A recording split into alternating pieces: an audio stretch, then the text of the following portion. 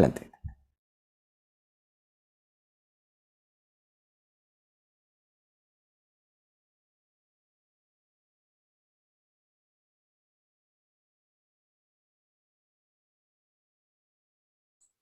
Jacinto, you are muted. Sorry. Good morning, everyone. My name is Jacinto Buenfil. I would like to welcome you to this webinar on mainstreaming gender issues on climate change.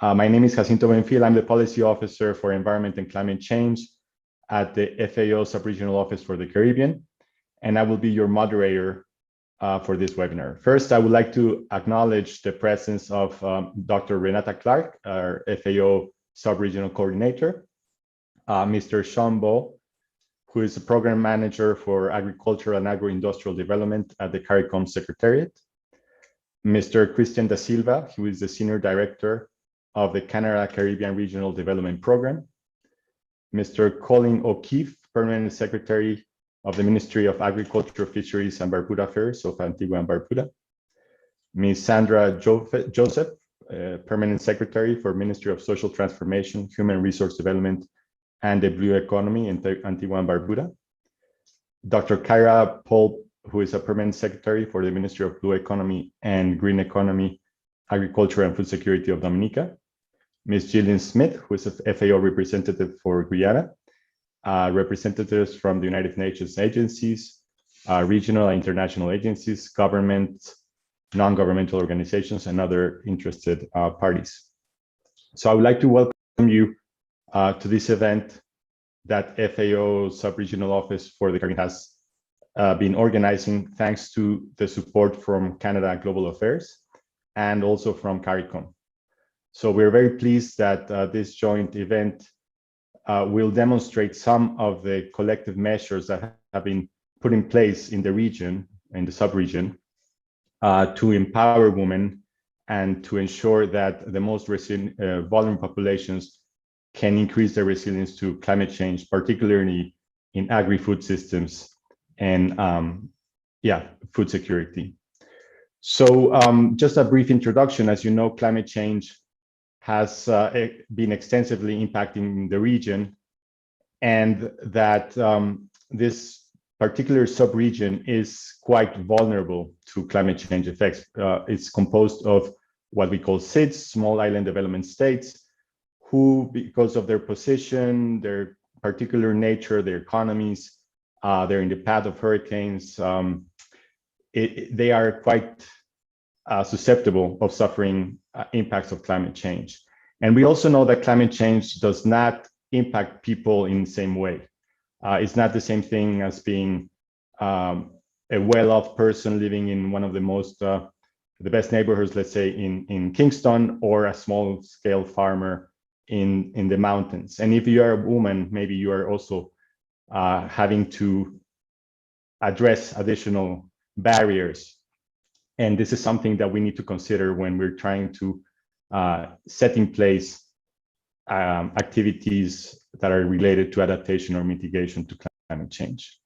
So in this context, we would like to welcome you and introduce you to this webinar, and share with you some interesting tools that have been developed, some interesting projects that have been in place, so that we can all share the knowledge and keep supporting these vulnerable populations in getting more resilient to climate change.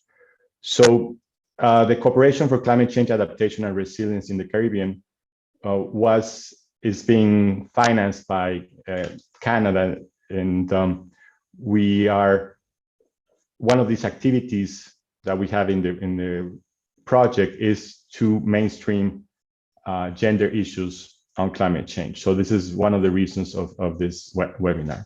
So I would like to quickly go through the agenda so that we can all see what to expect.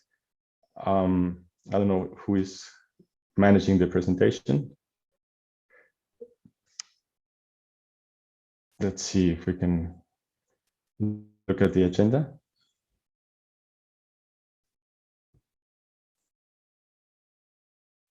but in any case, I'll just quickly go through it. We will have first the introductory remarks by Renata Clark, Sean Bo, and Christian da Silva. Then we will have a presentation on gender, agri-food value chain, and climate resilient agriculture in small island development states, and some evidence from different countries in the Caribbean, the Pacific, and the island states.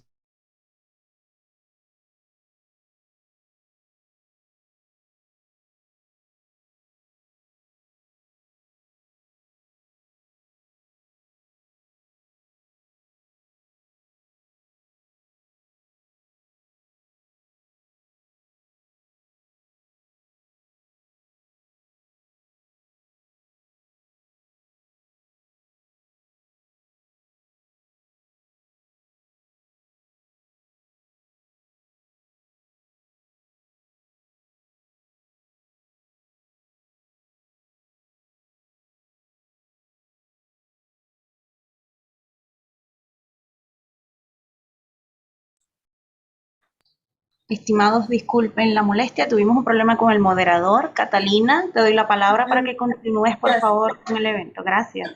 Sorry, it seems that Jacinto had a difficulty with his connection. He was just telling us about the agenda. Meanwhile, we return to him. I'll share with you the agenda. I hope that you can see it properly. Well, here we are, and let's go back to Zoom.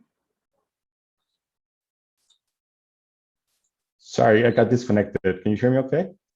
Yes. Are you able to see the presentation now, Jacinto? Yes, but let me just go. It's in a small screen, so let me just go. Okay. So sorry, I got disconnected. I hope you can hear me. Yes, we were just waiting for you. Nothing happened. Sorry about that. I have somewhat an unstable connection. So I was talking about, we were having the first presentation by Ida Christensen in terms of gender, agri-food value chain, and climate resilient agriculture in small island development states. Then we will go over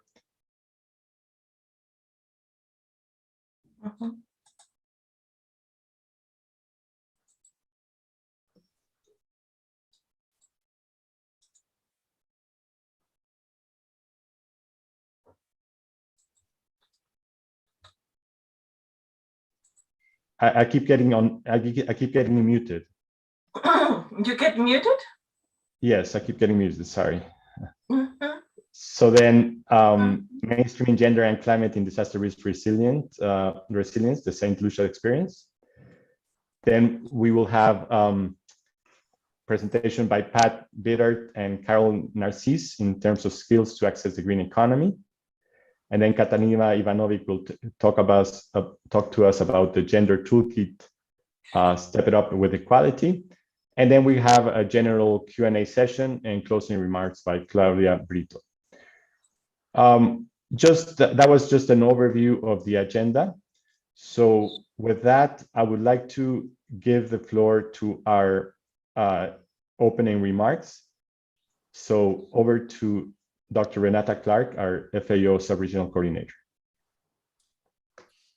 Thank you, Jacinto. I'm really happy to be here with you this morning. We've been talking about gender and gender mainstreaming for a long time. So we really need to keep getting better at it. And this is the point of this discussion. So first of all, I'd like to greet Mr. Sean Bao, the program manager at the CARICOM Secretariat for Agriculture and Agro-Industrial Development. Nice to have you, Sean. Mr. Christian da Silva, Acting Senior Director for the Canada Caribbean Regional Development Program. Thank you. Thank you for supporting us. I'd like to recognize the permanent secretaries who are with us. That is Dr. Kira Paul from Dominica, Mr. Colin O'Keefe from Antigua and Barbuda, and Miss Sandra Joseph from Antigua and Barbuda. I welcome all of my hardworking FAO colleagues and other UN colleagues that are with us on this call. It's a pleasure to be here and to explore gender mainstreaming methodologies and good practices for climate change adaptation and mitigation in the Caribbean. Many of us are aware of the levels of devastation that our countries in the region have suffered due to climate change. Just recently, Guyana experienced extreme rainfall, which caused severe flooding, impacting some 28,000 households. Farmlands were waterlogged, resulting in significant losses of housing, crops, livestock, and smaller animals, affecting the livelihoods and food security of many. This is the reality of climate change. Additionally, a closer examination of the rural economy, where agriculture is a key contributor to livelihoods, reveals important gender gaps. For example, in Grenada, only 22% of registered farmers are women, while the share in Jamaica is 30%. The gender gap is even wider in agricultural jobs, with the female share ranging from only 6% in Belize to 24.5% in Trinidad and Tobago. Women also face several gender-based inequalities to transition from subsistence farming to commercial agricultural production. For example, insufficient access to land, labor, financial capital, technology, and market information. Such gender gaps contribute to increasing women's vulnerability in the face of climate change. To make a positive impact, we must consider the social dimensions of food security, poverty, and social, economic, and environmental vulnerabilities when identifying and implementing mitigation and adaptation strategies. In this regard, we must acknowledge that climate change affects men and women differently. This is the reason why we are here today, to ensure that going forward, we in the Caribbean are better equipped to address gender issues when identifying, planning, and implementing our climate change interventions. This webinar is one activity in the project entitled Cooperation for Climate Change Adaptation and Resilience in the Caribbean. Let me take this opportunity to share a bit of information about this project.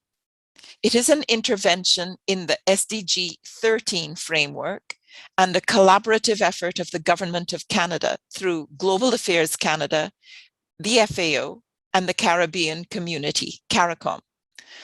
The project seeks to promote climate change adaptation in agri-food systems, notably crops, livestock, forestry, fisheries, and aquaculture subsectors, and to build the resilience of the rural population's livelihoods in the Caribbean. Through this project, 9 countries in the region, Antigua and Barbuda, Belize, Dominica, Grenada, Guyana, Jamaica, St. Lucia, St. Vincent and the Grenadines, and Suriname, are being supported to strengthen their institutional capacity around climate resilience and disaster risk management through training and technical assistance on climate-smart digital technologies and gender mainstreaming in the project cycle. This has resulted in 141 representatives learning how to integrate gender dimensions in the adoption and use of climate-smart digital technologies, as well as being able to identify climate-smart agriculture digital technologies and tools that can be adopted or utilized at country and institutional levels, such as the FAO Gender Toolkit. This project is also supporting these countries to access climate and environmental finance through regional and national proposals to the Global Environmental Facility, GEF, and the Green Climate Fund, GCF. At the regional scale, the GEF proposal, Soil Care, will be implemented in Antigua and Barbuda, Barbados, Belize, Grenada, Guyana, Haiti, Jamaica, and St. Lucia, focusing on 80,000 hectares of sustainable and climate resilient production systems and directly benefiting at least 5,000 people, of whom at least 2,000 women. At the national scale, funds from Canada have supported the development of 3 proposals to the GCF. Adapt Jamaica will target approximately 100,000 small farmers, at least 30% of whom will be women, to improve production practices and access finance and markets.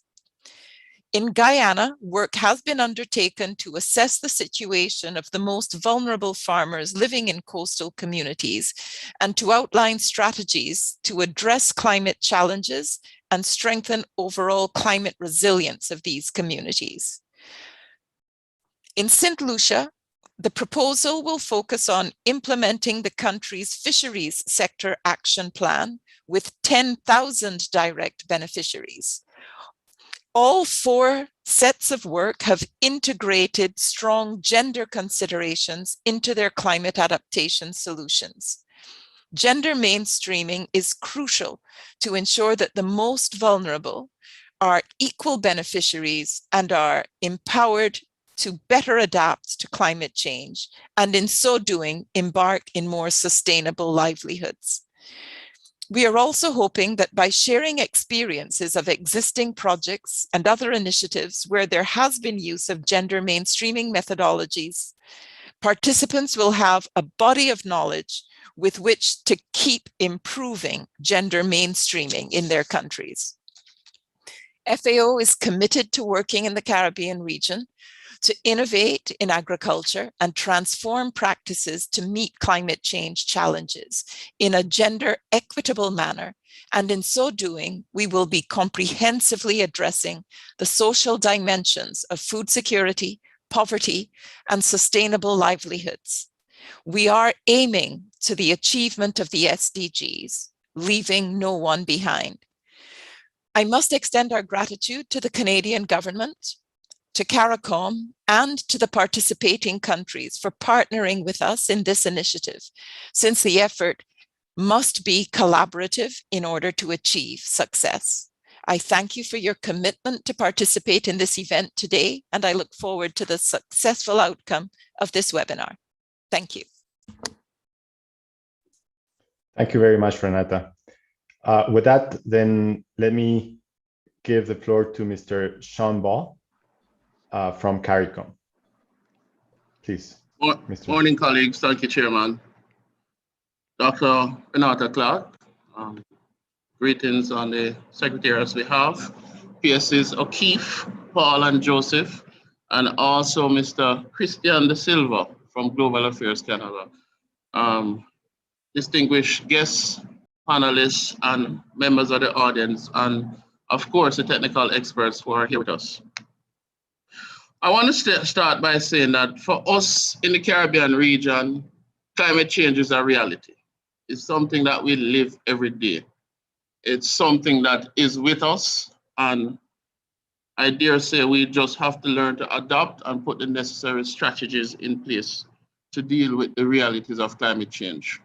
It's interesting that we're having this seminar, this webinar at this point in time, because we've just concluded a 2-day working meeting with the UN and the CARICOM Secretariat. And there are 3 points that has come out in every single presentation, whether it be on security, whether it be on social development. And these points are climate change, food system, and gender inclusion or gender improvement. And for us within the region, and certainly at the CARICOM Secretariat, gender mainstreaming is one of the gender mainstreaming along with climate change response, adaptability and resilience are 2 cross-cutting issues which are prominent in every single program, every single project, and every single policy and initiatives that we've put forward.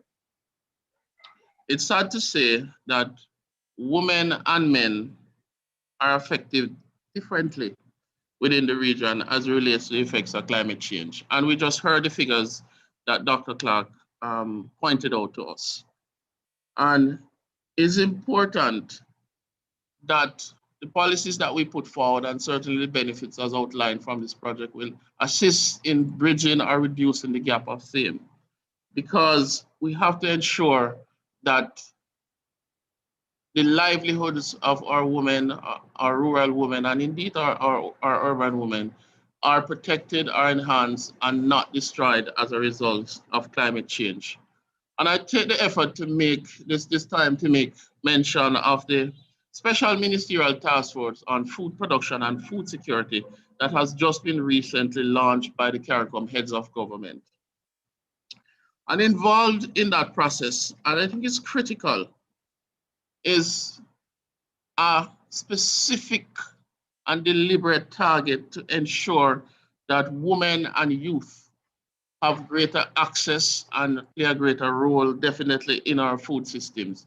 And this was brought about certainly by the effects of climate change and the data which has come to us and has pointed out the differences and the challenges which are occurring. It also points the need to identify alternate, creative, and innovative forms of financing for women and youth as it relates to becoming more climate resilient. I want to take the opportunity to make note of the now being developed regional agricultural strategy.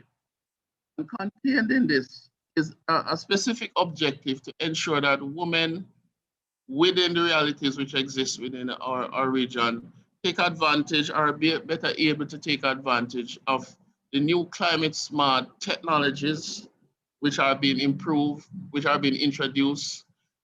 We want to ensure that within this strategy, this agricultural strategy, we have opportunities for women to take greater advantage of the e-commerce and the agricultural professions that will come about. And this also has a direct response that the region must put as it relates to climate change. I want to, in closing, thank the Government of Canada, the FAO, and the other partners for this project as it's welcome. We've seen the benefits of same, and us being here today at this webinar is a testament of the commitment of not only governments and international partners, but the civil societies and ordinary members of the public who have logged on to participate. I wish you a successful webinar, and I hope the information that comes out of same will allow us to inform and create and formulate better policies for the region. Thank you very much. Thank you, Mr. Bo. And now let's move to our donor. We're very pleased to have the support from the Government of Canada through the Global Affairs Canada. So I'm pleased to introduce Mr. Christian Da Silva, Senior Director of Canada Caribbean Regional Development Program. Please, Mr. Da Silva, the floor is yours. Thank you, Jacinto. Dr. Clark, Mr. Ba, permanent secretaries and country representatives, partners, ladies and gentlemen. Buenos dias, bonjour, good morning, and thank you for the opportunity to give remarks on behalf of the Government of Canada. This regional training on gender mainstreaming methodologies and good practices for climate change, adaptation, and mitigation in the Caribbean is very important and extremely timely. Given the constraints of the COVID pandemic, I want to especially thank the FAO, the CARICOM Secretariat, and all of you for your efforts to move forward with this project and to develop gender-sensitive climate mitigation and resiliency in the region. Gender mainstreaming is very central to the work we do at Global Affairs Canada, and this work is strongly guided by our feminist international assistance policy. We focus on gender equality and the empowerment of women and girls because we think it's the very best way to eradicate poverty in the world. The Cooperation for Climate Change Adaptation and Resilience in the Caribbean initiative, which we're happy to fund, is implemented by the FAO and the CARICOM Secretariat, and it's part of the Government of Canada's larger commitment to the Caribbean under our Regional Development Program. We are committed to helping you build a more prosperous and climate resilient Caribbean community. Climate change is one of the world's greatest challenges, and it's only becoming more urgent, as we've seen in the news almost daily. We see something new to remind us of the gravity of the situation. Caribbean countries have been at the forefront of initiatives that draw attention to the emerging threats on small island and vulnerable countries, whose economies, infrastructure, and productive capacities are at the mercy of hurricanes, storms, floods, and other variable weather patterns. The COVID pandemic has also brought additional challenges with regressive effects on economies and on gender equality. Gender-blind policies and programs can actually exacerbate the negative impacts of climate change and result in greater burdens, particularly for vulnerable women and men. So it is very critical that personnel involved in programs and projects understand and identify existing gender gaps and the unique impacts of climate change on women and men, so that you can develop and implement a more gender equitable response. Canada is very encouraged by your commitment to support initiatives that help promote gender-sensitive economic and climactic resilience, and we will be here to support these efforts. This webinar today will facilitate the transfer of knowledge to build your capacities and further strengthen your work on gender mainstreaming in programs and projects, particularly in agricultural value chains. Encouragingly, many value chain interventions seem to hold promise to address some of the challenges that we face, not only in agricultural production, but also as it relates to social justice and the realization of basic human rights. So I want to thank the organizers and all of you again for taking the time to be here today. It is my hope that at the end of the training, you will be better equipped with the knowledge and skills for improving gender mainstreaming in your respective areas of work. And I'm also very happy to see that experiences from 2 other Canadian funded projects, namely Skills to Access the Green Economy, or SAGE, and Engender, will be sharing their experiences with you today. Global Affairs Canada is honored to work in partnership with you. I wish you the very best for productive discussions today that translate into real, tangible actions that help women and vulnerable people to cope with the climate challenges we are seeing every day. Gracias, thank you, merci. Thank you very much, Mr. Da Silva. And well, we know that you are very busy, and our presenters initially are quite busy. So we would like to thank you for these opening remarks, and we will now proceed with the rest of the webinar. So let's go into the first presentation. We're very happy to be able to share some of the experiences gathered in the subregion or in the region in general about mainstreaming gender issues in climate change projects. We have Ida Christensen, who is going to be presenting. As I said initially, she will be presenting the title Gender, Agri-Food Value Chain and Climate Resilient Agriculture in Small Island Development States. Ms.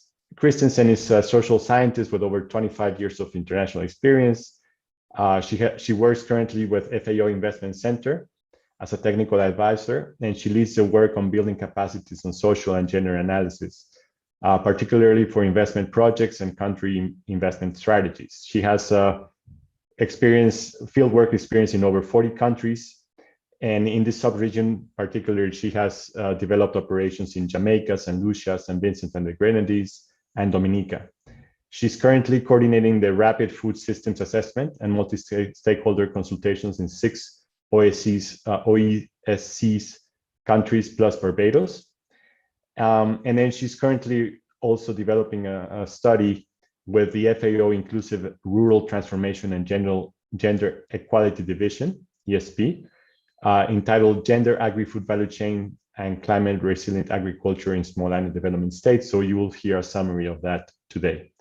Ida is going to be supported by her colleagues, Alejandra Safa, who is a gender and development expert, and Leah Bertling, who's a junior gender consultant.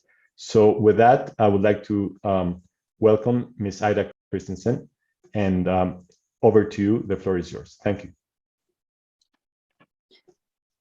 Thank you very much, everybody. And it is also always a pleasure to come back to the Caribbean, even if this is in virtual form. So thank you very much for this opportunity. I'm very grateful to be here. And as said, I will be presenting just some highlights because this is a big study prepared in the context of the FAO sub-program of empowering women in food systems in SIDS, as you see here. So I do not have the clicker, so I will ask the person who is showing this to go straight into the objectives of the study. So the objectives of the study is to explore the interconnections between gender equality, climate resilience, and agri-food value chains in SIDS. So the purpose is to inform FAO's programming and policy engagement in the 7 focus countries. I'll tell you straight away which ones those are. Support country partners in adopting more coherent approaches around these areas, and also pave the way for additional expanded studies in other SIDS in order to reinforce institutional capacities, but also to fill the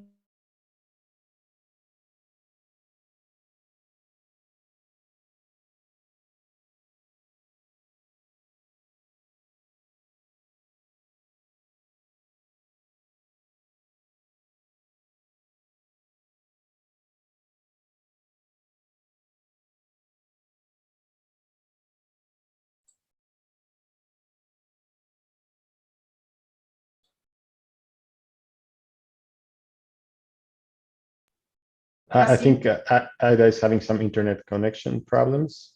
Let's see if it gets stable. We'll give it a couple of minutes.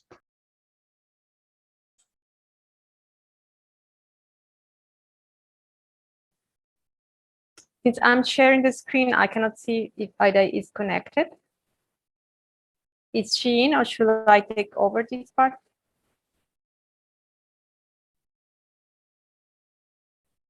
Okay.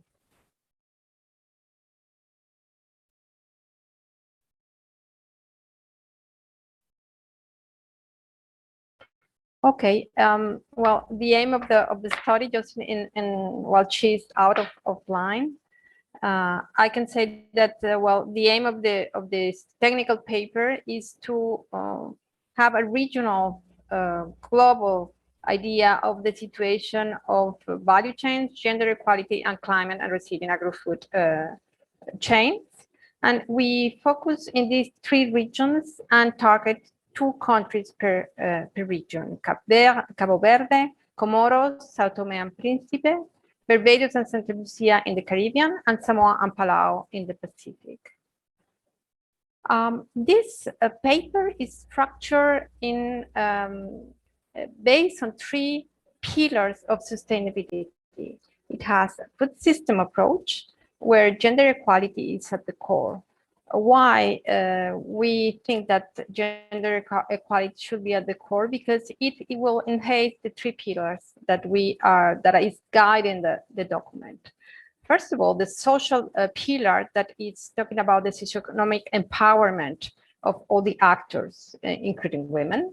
It will reduce risk of marginalization of vulnerable groups, indigenous peoples, youth, women, and it will be also contributed to just and equitable society. Another pillar that is key is the economic one.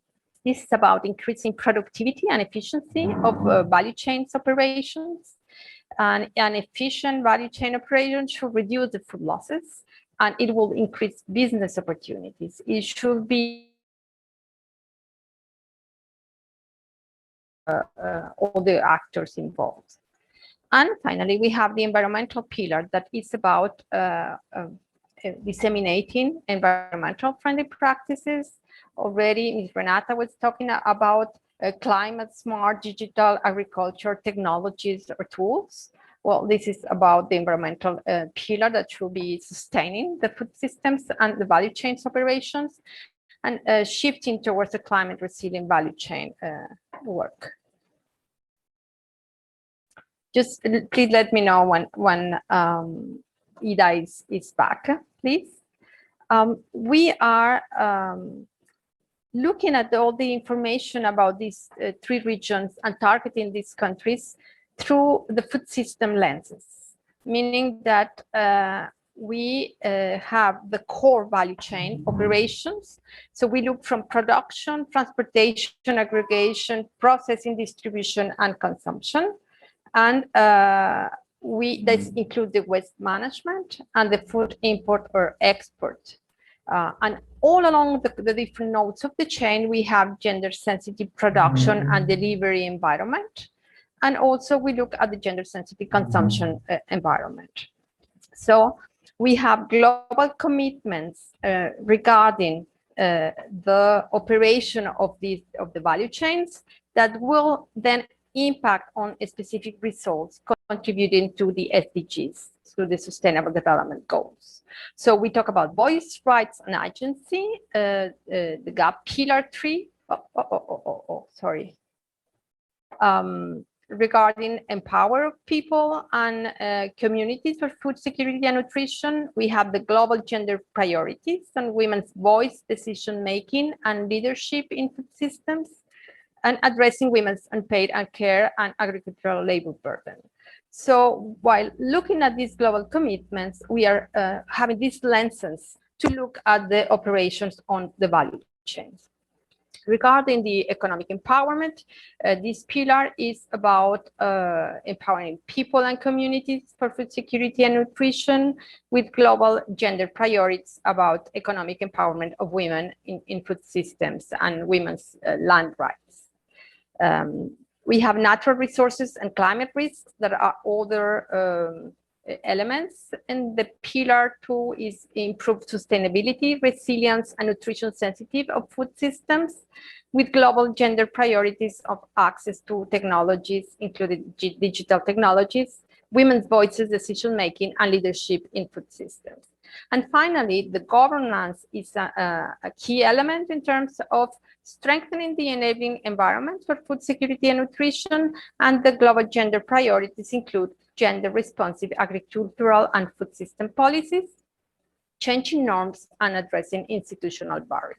So this is the framework or the lenses that we're using to look at the different data that we have used mainly because it's built, this paper, this research, on secondary data.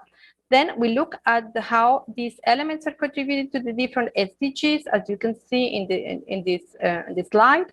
And also it is contributing to the 4 objectives of the FAO policy on gender equality, that includes how women have equal voice in decision making, have access to and control over key resources, and how they are also having rights for accessing markets and decent employment. And finally, with saying this is how we are structuring the paper, and just because of the time constraint that we have today, we will look at 2 of these elements, but we'll explain how we are building the document and how we arrive to the final conclusions and recommendations. So if we look at women's economic empowerment, for example, we have the gender gaps in access to and control of key resources, services, and decision-making power. We have identified that women in seeds are strongly engaged in value chain operations, but they are facing specific constraints. So they have limited and or insecure land tenure. And as you know, land tenure is associated to the access to key resources as finance, credits, as, insurance, and other rights of access to extension services, for example. So this is affecting the financial inclusion on loans and others. The women have also less access to extension services, I was saying, and countries' priorities are commonly male-dominated, no? The value chains for export, that this is also that we have identified. So just to give you an idea of the female participation, it has, for example, we could see in the slide from Santa Lucia and Barbados, that male participation is 10% in Santa Lucia and 2.7 in Barbados. And the female participation is quite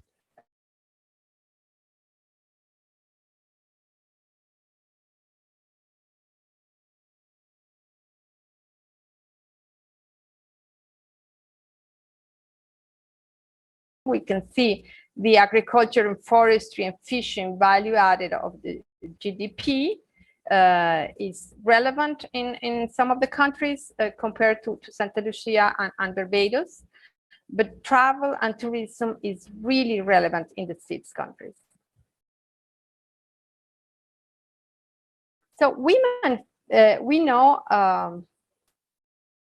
that in the different nodes of a core value chain, women have an important engagement in the Caribbean. We're taking just some of the information from the Caribbean. Mushrooms, strawberries. So we have identified specific value chains where women are involved, also on small animals and shore fishing.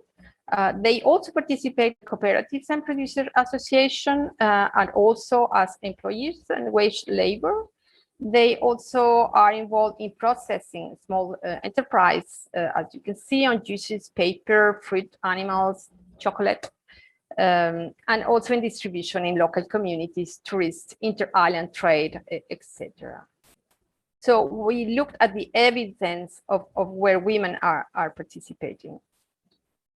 And looking at the role that women are playing, make them visible, because this is one relevant also finding that we know that there's a gap on data to make women's work evident and visible. So it is really important to continue studying on the gender gaps, to identify actions for addressing the land tenure issues, developing targeted financial mechanisms, products to deliver, and how the modalities respond to women's needs. We also suggest continue raising awareness. This webinar is a good opportunity. And raise awareness on institutions and service providers. So the need, why it is important to work with the gender lenses and enhance gender equality and women's empowerment. So we can shape these services according to women's needs and preferences, and also enhancing women's access to markets through innovations. Being creative, I think, is one of the must of this period.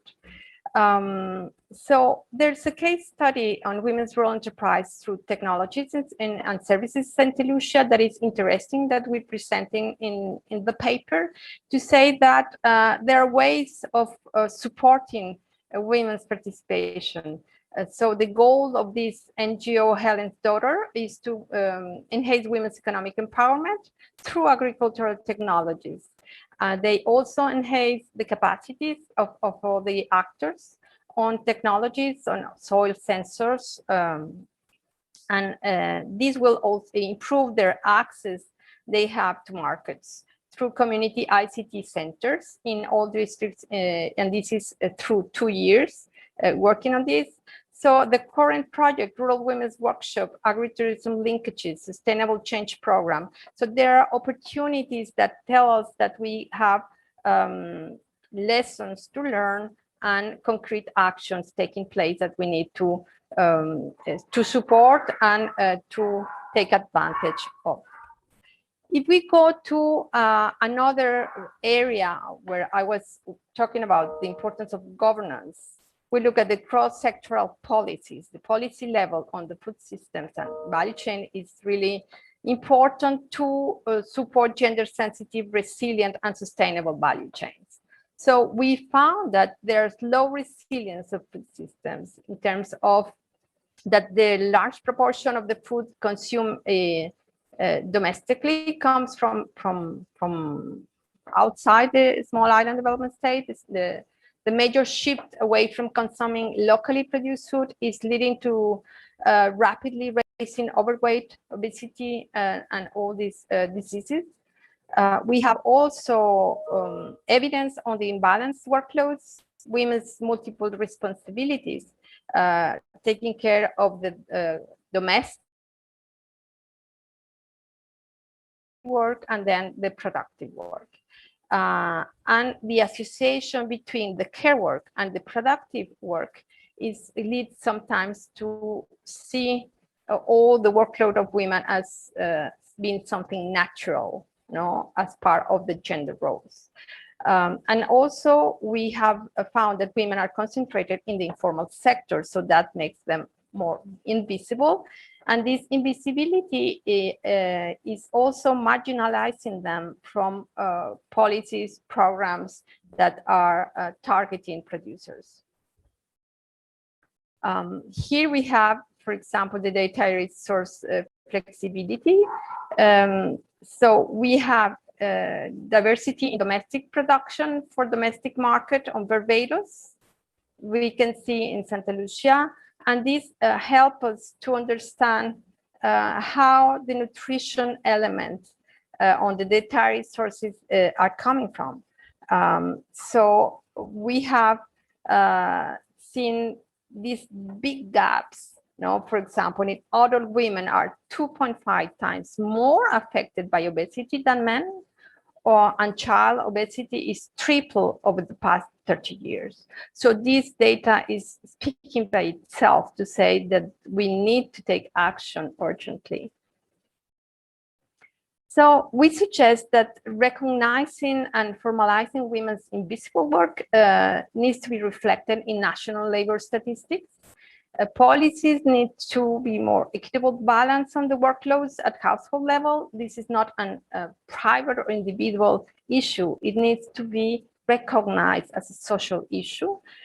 We need to strengthen the cross-sectoral policies that can break the vicious cycle of unhealthy food imports, foreign current deficit, and reduction in local food production and biodiversity loss, and deterioration of human and environmental health. So there are a lot of room for improvement and increasing local food production, and that has better nutrition outcomes.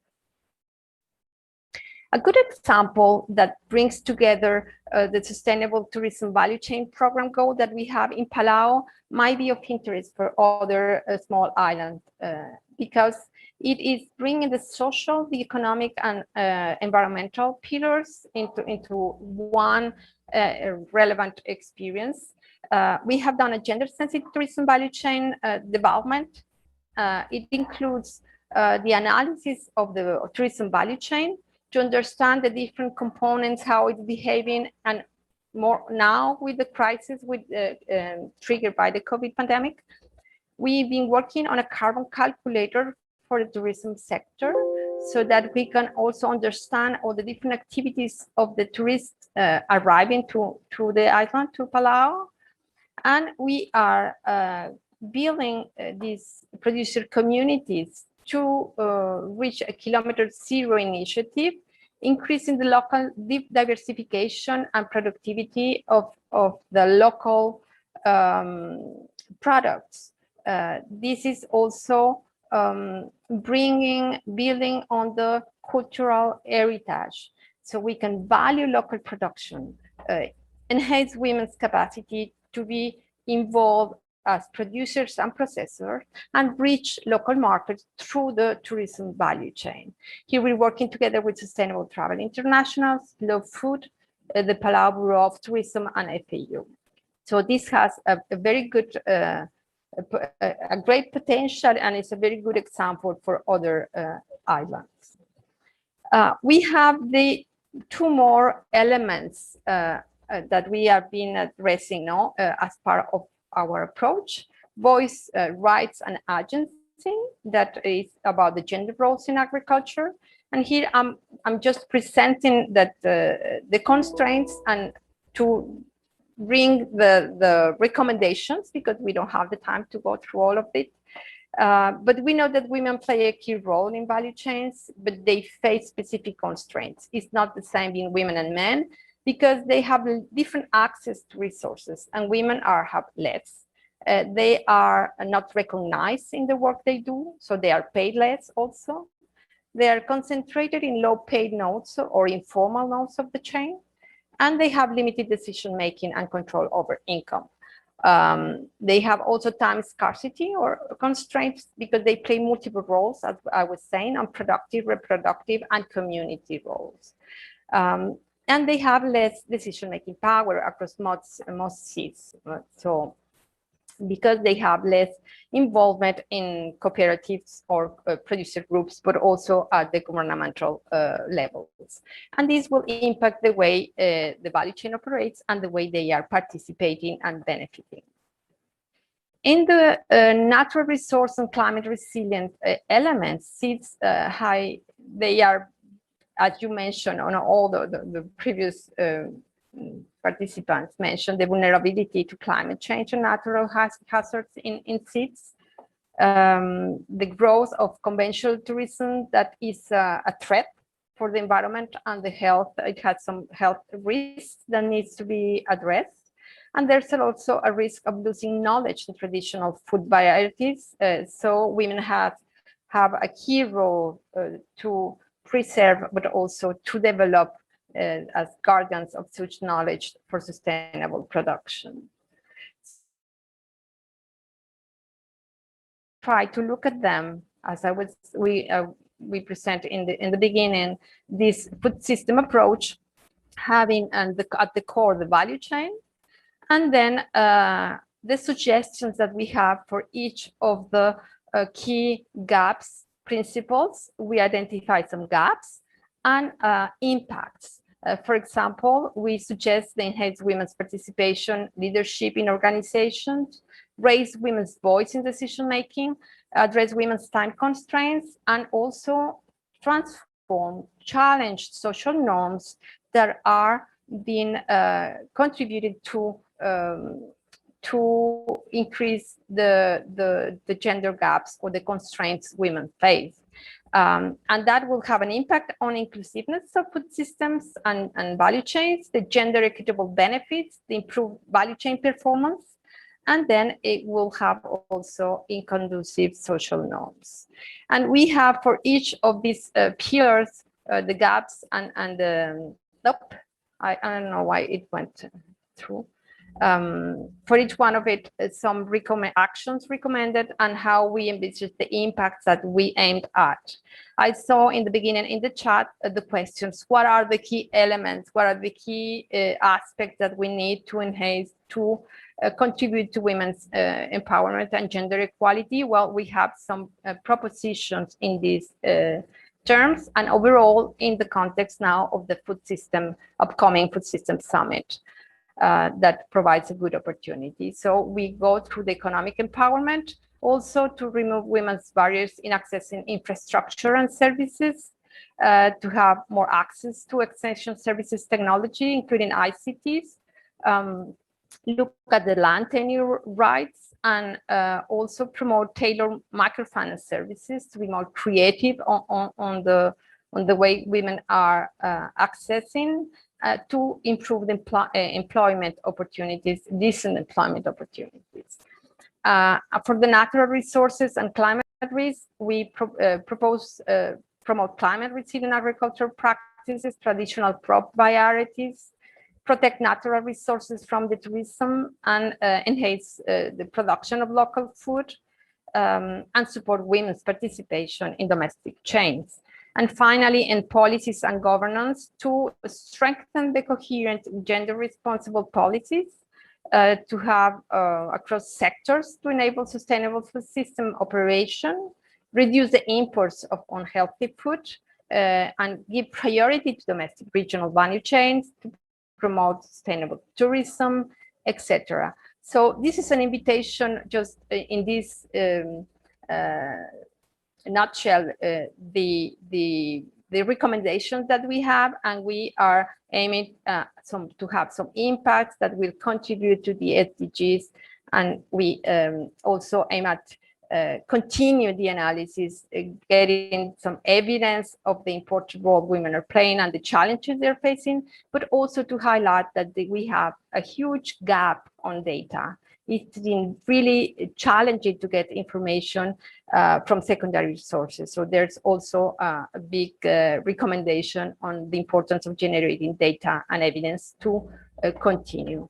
Thank you for your attention, and I'm happy to respond to any questions. Back to you. Thank you, Alejandra and Aida, for this very interesting presentation, trying to address, first understand some of the gaps that women face and some of the gender issues related to access to finance, access to markets, and general participation in agriculture and agribusiness. So let's see if there's any additional questions, or maybe we can have space for one question since we're a bit over time, and see if there's any.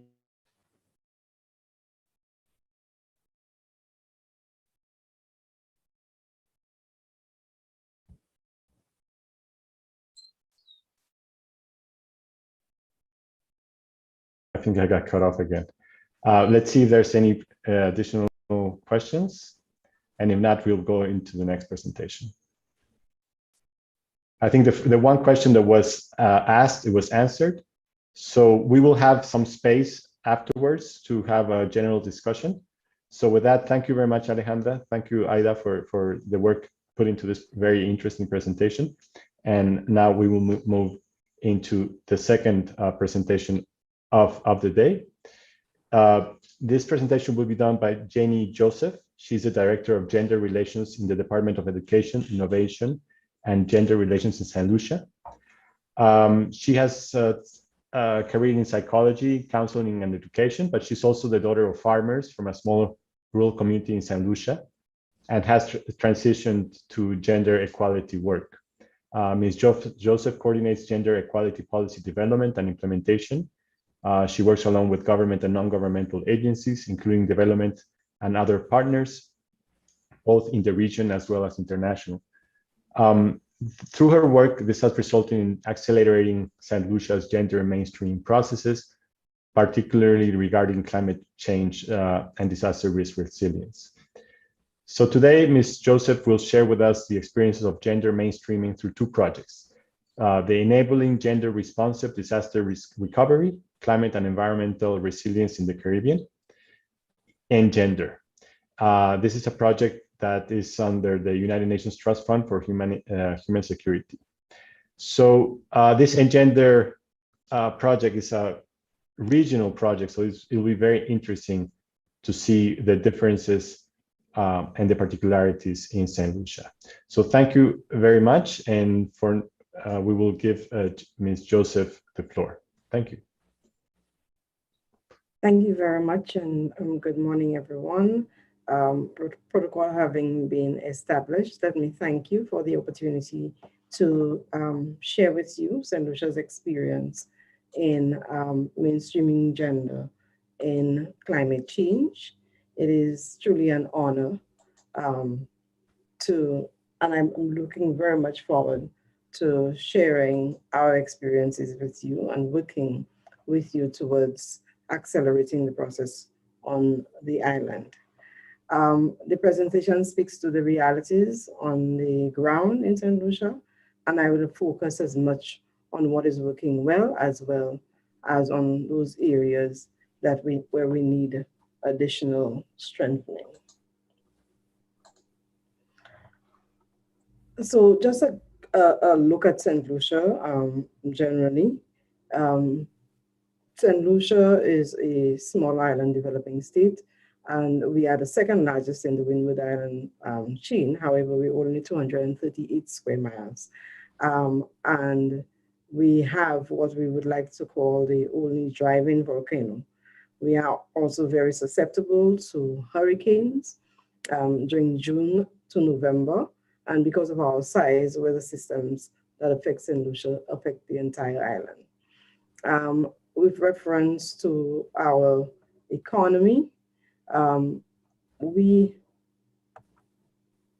although the country was once dominated by the banana industry, St. Lucia's mainstay of the economy is now tourism, which accounts for 65% of its GDP.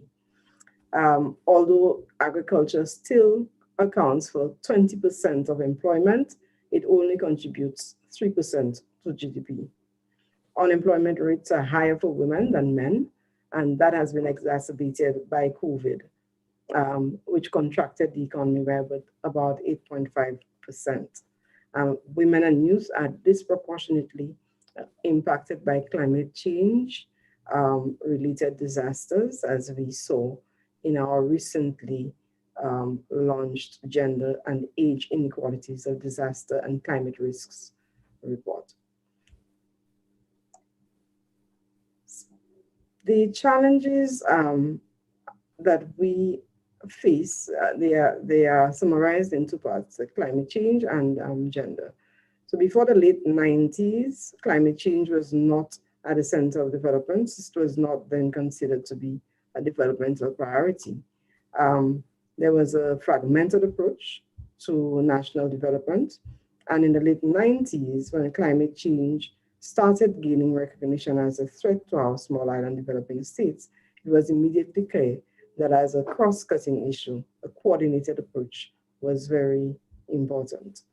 You will understand that since climate change was not at the time considered a developmental priority, there were no policies that spoke directly to it.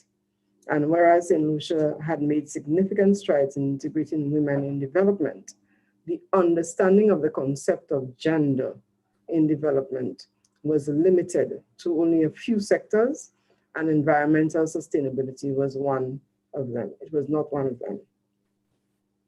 You can also appreciate, with reference to efficiency, that if everyone worked in silos, there was insufficient use of resources or inefficient use of resources, resulting in the repetition and the duplication of efforts among governmental agencies and civil society.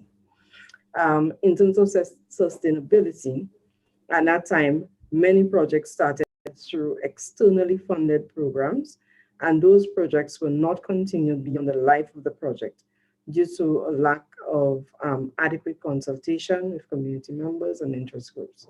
And community buy-in, therefore, was often low, and projects were frequently aborted when the external funding was taken out.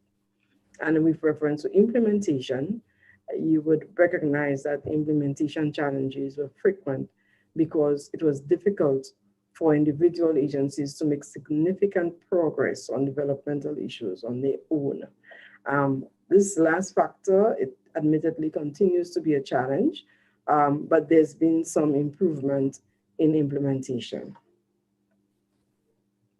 Incorporating gender considerations in national development, particularly in climate, environmental sustainability, it was made possible thanks to the inclusive governance approach adopted by the agencies coordinating climate action. Specifically, the following actions created an enabling environment for the process of mainstreaming gender and climate change. In 1998, the Cabinet of Ministers endorsed the development of a National Climate Change Committee, which is an interagency committee consisting of governmental and non-governmental agencies. Because of the gender composition of the public service in St. Lucia, the participation of women on that committee is very high. In fact, a woman has served as chair of that committee for 80% of the time it has existed. Beside the Cabinet of Ministers, this is the highest decision-making body as it relates to climate change in St. Lucia.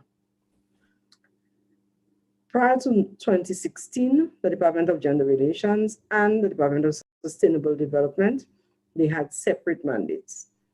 Since 2016, Sustainable Development and Gender sits in one ministry. A new culture of collaboration and inclusion emerged in national development planning, which was put on by the SDGs. Interagency collaboration and coordination is quickly becoming accepted as the only way to go. And that is why St. Lucia was well set to embrace the principles of the human security approach. And St. Lucia started participating in the UN Trust Fund for Human Security project in 2020. And you will hear a little more about this, how this project has assisted with mainstreaming gender in agriculture and fisheries sectors in particular. The collaborative stakeholder engagement type of process of leaving no one behind was also what we used to bring together the national mechanism for decision making, which guides the implementation of the Engender project. And finally, this inclusive process is the same process that has been employed in the implementation of other climate-related projects and other national programs and processes in St. Lucia, such as the development of the SASAPs and the updated version of the NDCs. Most of the work done on mainstreaming gender in climate change in St. Lucia has been led by the two main projects that I mentioned a little earlier on, coordinated by the Department of Gender Relations. Now, this is not to say, however, that other agencies of government have, that the other agencies of government have not also done gender responsive work. I know, for instance, that the Department of Fisheries has been engaged in projects with a clear incorporation of gender considerations, for example. However, there are two regional projects in particular in which St. Lucia is participating that I will focus on. The Engender project, which is the short name for enabling gender responsive disaster recovery, climate and environmental resilience in the Caribbean, is one such project. This particular project literally benefits all stakeholders as it has a very broad scope, including policy development and enhancement, capacity building, direct support to women and men engaged in 3 priority sectors under the National Adaptation Plan. That's in our case, water, agriculture, and fisheries. This slide, however, focuses on 4 of the small initiatives that we undertook through Engender in the last year, 3 of which were in response to COVID. And the other was an opportunity offered by Engender that St. Lucia seized to leverage additional climate finance. As you can see here, the most vulnerable groups are the target beneficiaries. As we know, our frontline workers are particularly vulnerable to the impacts of COVID-19.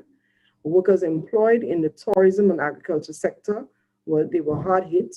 And given the data shared with you earlier about the higher levels of employment for women, women especially, those whose livelihoods were impacted by the pandemic, were also target beneficiaries and, of course, stakeholders from the 6 sectors where we are currently carrying out gender assessments so as to be able to create guidelines for the development of SASAPs. Or gender responsive SASAPs in those sectors. The other project which I would like to focus on is also a regional project, the UN Trust Fund for Human Security project I spoke of earlier. The actual name is the Imperative of Gender Equality and Women Empowerment in a Strengthened Agriculture and Related Agri-Fisheries and Small Business Sector. That project too benefits all stakeholders, but I will single out 2 outputs that were recently concluded to zoom in on the target beneficiaries. As we can see here, women form the majority of beneficiaries in St. Lucia, as they are more likely to be engaged in agro-processing and run unregistered micro and small businesses. The most excellent example of the synergies between gender and climate change is in the Engender project. The main objectives of this project in the broad sense are to support improved climate resilience for women and girls and key vulnerable populations, as well as future generations in the Caribbean. The second objective is to develop gender responsive and inclusive sectoral level action plans. And finally, to build enabling factors for continued gender responsive national adaptation plan planning, implementation, monitoring, and evaluation. And this is done through ensuring equitable representation of women and women's organizations around the decision-making table for climate change and disaster risk resilience. It also involves capacity development for the integration of gender considerations in all sectors impacted by climate change. And very importantly, it focuses very heavily on equitable access to information. As we know, access to information can make a huge difference in behavior change, which is essentially what is required in responding to climate change. Apart from these broad objectives, I have included some objectives here for the sub-projects that I referenced a little earlier for the COVID response, which was made possible by Global Affairs Canada repurposing $1 million of their contribution to this project for our countries to respond to the unexpected and devastating crisis that this pandemic really was. So whilst Engender focused a lot on creating an enabling environment for inclusive and participatory processes in climate change, the UN Trust Fund for Human Security project sought to provide direct support to individuals in the way of management and organizational support for women farmers groups and women small business entrepreneurs. Because as I indicated to you earlier, the majority of women who engaged in micro and small businesses and agri-processing are literally trying to get by from day to day. And they went into this industry not necessarily with a view to creating a business per se. In fact, many of them do not even realize that they're running their own businesses. So this particular project helps strengthen the management of their business systems and their business processes as well. It strengthens the price and contract negotiation capacity of the smallholders, and it helps them identify potential for value addition and new market opportunities, including ecotourism and other relevant sectors. As you may have already seen from the previous slides, we employ two major approaches to mainstreaming gender in climate change. We do so through gender awareness for policymakers, technical personnel, and the general public. And we also employ a gender analytic approach to programs.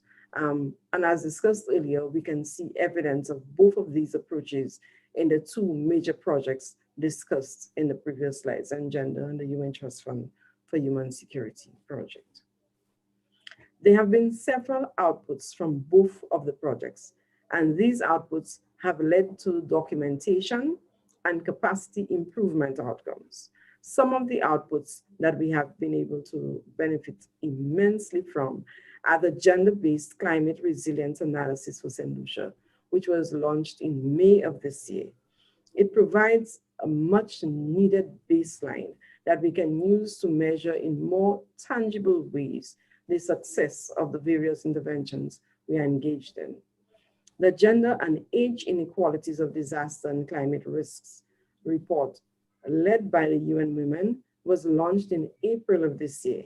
And this resource not only shows how different groups are impacted differently by the impacts of climate change in the three sectors, but it also provides a clear indication of the cost of inaction to us in the future.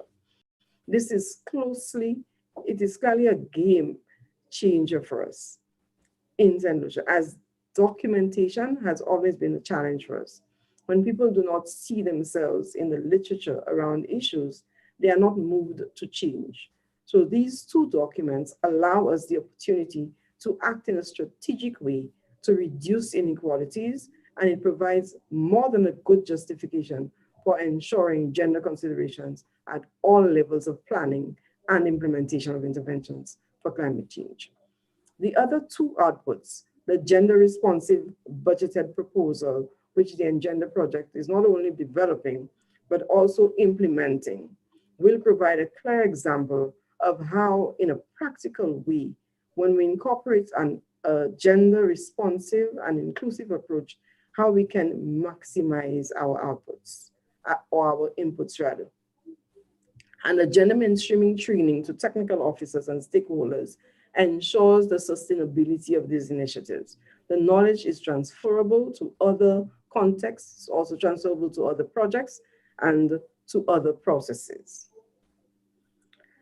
Now, the impacts of incorporating a gender responsive approach to climate action is already being felt, particularly We are already seeing the impacts of this collaboration and inclusive processes. We have begun in these areas highlighted here. So the first one, national development, is an inclusive collaborative process, and the consultative processes, including diverse groupings or agencies, have led to the development of high quality outputs and achievement of high impact outcomes, like the various instruments that have been created by the National Climate Change Committee and the Department of Sustainable Development. Secondly, opportunities for awareness raising, capacity building. It has become commonplace, and participation in the fora for national, regional, and international levels allow us to continuously improve our processes and our products. And finally, the strategic stakeholder engagement and institutional coordination frameworks, they have been enhanced through the formalization and documentation of the processes that we're engaging in. We have learned a number of lessons employing this approach. Our positive results have been supported by some very important factors, such as building on frameworks that already exist. Everything does not have to be reinvented. We have learned to constantly improve on what is already there.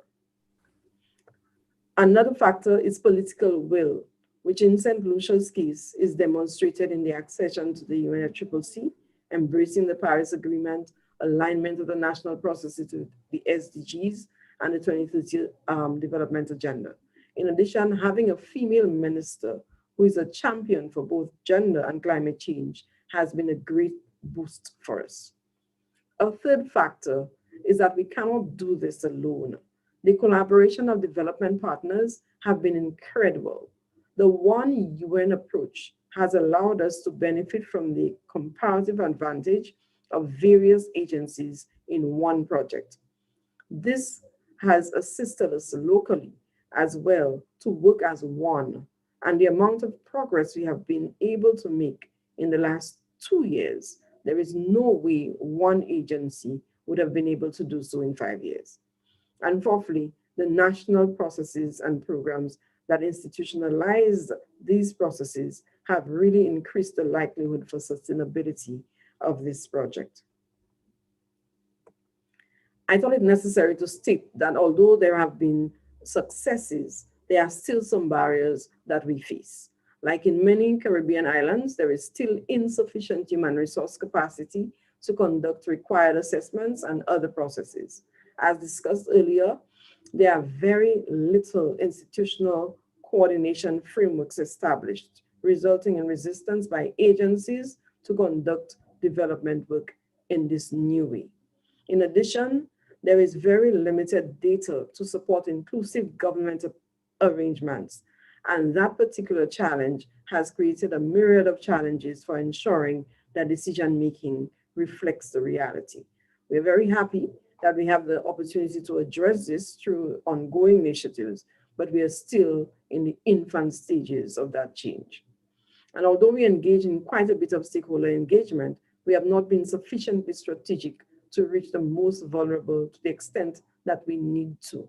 Now, the human resource capacity constraints that I spoke to earlier, they make this still a very huge challenge for us. And although we are seeing some attitudinal change to gender, there are still widely held misconceptions about gender, which leads to some resistance. And then this, like the other barrier identified earlier, is a work in progress. And I have enough hope to believe that we are going to see some breakthrough. The factors that support sustainability are both processes and outputs, as we can see here. The country and board level meetings for both of the major projects are useful mechanisms. In addition, as indicated earlier, there are various documents that are now available, and they can be accessed beyond the life of these projects to design other projects as well in the future. So I take this opportunity to thank you again for the opportunity to participate in this forum. I will be glad to answer any questions if you have any. So thank you very much. Thank you, Ms. Joseph. That's a very interesting presentation, particularly talking about gender issues in sometimes a forgotten area of fisheries and how that has been able to be mainstreamed and with different partners. So it's quite an interesting approach. I have one question here. To what extent is data collection use an integral part of your gender mainstreaming efforts? Thank you very much for that question. As I indicated a little earlier on, gender data management is a challenge for us. To the extent that it is needed, I mean, that is undeniable.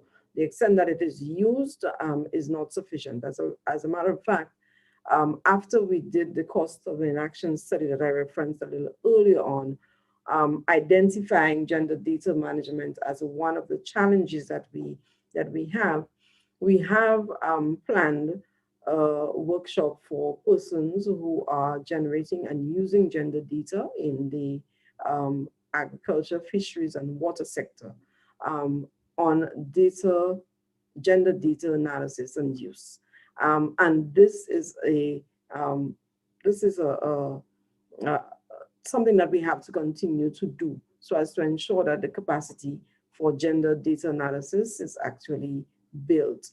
I must state also that it isn't for a lack of capture of that data, mind you, because many of the agencies do capture then gender data. However, it is the analysis and the use of that data that is a challenge. But understandably, it is very useful in determining the decisions that we make and the priorities that we make in that type of work. Thank you very much. We have one more question, so I would like if you can address it in just maybe 1 or 2 minutes at most, since we're running out of time. So the question is, have you faced any challenges dealing with lack of political will to advance gender, or even pushback from the public to advance gender mainstream? Well, so like as I indicated a little earlier on, there are some misconceptions about what gender is. And so we have sometimes persons saying, we don't have any gender issues in this particular sector. But when they do the gender mainstreaming training, they realize that their understanding of what gender is was you know, it was off. And so when they now understand what it means to incorporate gender in their planning and in the implementation of their programs, they embrace it better. In terms of political will, this is a work in progress, but as you can see, St. Lucia is aligning themselves to the regional and international frameworks that support gender integration in climate action and generally in national development. So this is a work in progress, but we're making some headway in that regard.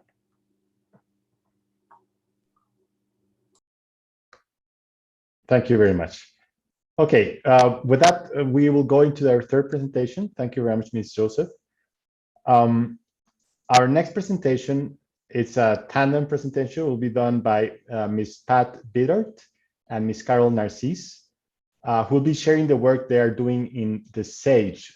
It's called Skills to Access the Green Economy Program, and their efforts in gender mainstreaming. SAGE has a focus on gender and support for youth in developing skills to enter the workforce in the program focus areas. So Ms. Bildart is a senior technical advisor for the SAGE program, which is facilitated through the colleges and institutes of Canada and funded by Global Affairs Canada.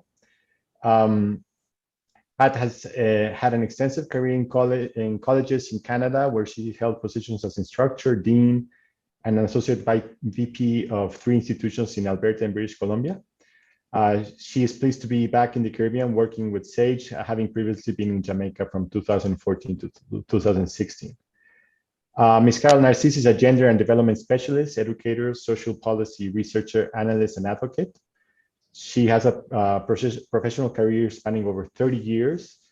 She has provided technical assistance to a wide range of government and non-government and international organizations, and she's a gender consultant in the SAGE program. So with that, please welcome them to this presentation, and please try to stick to the 15 minutes since we're a little bit out of time. So thank you. Over to you. Thank you and welcome everyone. I'm pleased to be a part of this session, and I acknowledge protocols have occurred, and I just welcome government representatives, CARICOM panelists and colleagues. So we'll just get started. So I'll give a brief introduction of what the Skills to Access to Green Economy is, and Carol's going to show our gender mainstreaming in our programs. I just want you to know that our programs are launching in September and January, so we don't have a lot of we won't have data until next year at this time about how many students were in our programs, how many males and females. So our program is facilitate partnerships between Caribbean and Canadian institutions. So in the countries that we're in, there are Canadian partners, Canadian colleges and institutions working with Caribbean colleges and institutions in focuses around climate change, and I'll explain those two. Caribbean partners will be offering associate degrees, short courses with industry, preparatory programs, and we're introducing an apprenticeship program as well. So our program aim is to create a better qualified labor force through supporting technical and vocational education. The goal is that our programs are sustainable, and when we're finished, when the Canadian partners are no longer here, the programs are strong and that they will keep going. We're focusing in on vulnerable groups, including adolescent girls and women, young men, Indigenous persons, and persons with disabilities. It's a 5-year program. Our 6 Caribbean countries are Belize, Dominica, Grenada, Guyana, Jamaica, and St. Lucia. We have 12 Caribbean training institutions that we're working with. We are working with the Ministries of Education, the TVET councils, and employer associations. We hope to have 1,080 students, 540 females, 540 males that will be beneficiaries to the programs that we are, and our programs are in the areas of climate smart agriculture and agroforestry, renewable energy, and sustainable construction, and water management. In all our programs, we have on-the-job training, development of NVQs and CVQs in the country, if it's possible, and the introduction and development of gender analysis in our training institutions, which is very new to the work that is being done at some of the institutions. Our outcomes is to increase the number of women, youth, and vulnerable population, increase the capacity of training in our programs, and increase the participation of small and medium-sized enterprises in a gender equitable workforce planning, development, training, and certification. So we have 3 focuses. One is workplace training and apprenticeship. We have the TVET training, the preparatory programs, and the vocational qualifications. And then we have the associate degree. So in Belize, our program focus is climate smart agriculture and agroforestry. Dominica is sustainable building techniques. Grenada is coastal and water management. Guyana is renewable energy. Jamaica and St. Lucia are climate smart agriculture. On our apprenticeship pilot that we're doing, we're working to develop an apprenticeship type of program. We've looked at Jamaica and Guyana have strong apprenticeship.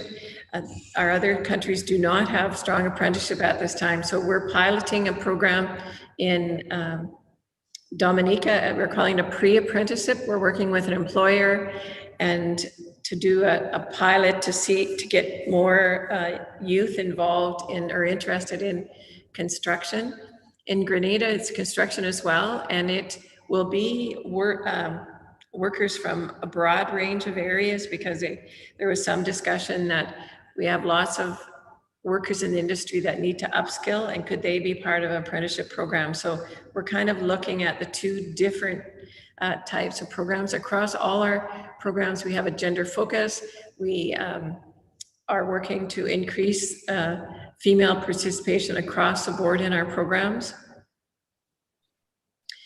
And I'll pass it on to our gender specialist who works directly with our program in all 6 countries. Welcome, Carol. Thank you very much, Pat, and hello to everyone. Glad to have the opportunity to share a bit more about the SAGE program and the efforts at a gender inclusive and overall inclusive program. So if we can go on, and I want to preface what we're sharing with the general question of what kinds of societies do we want?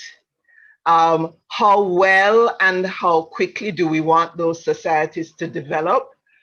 And who do we want to benefit, to participate and to benefit?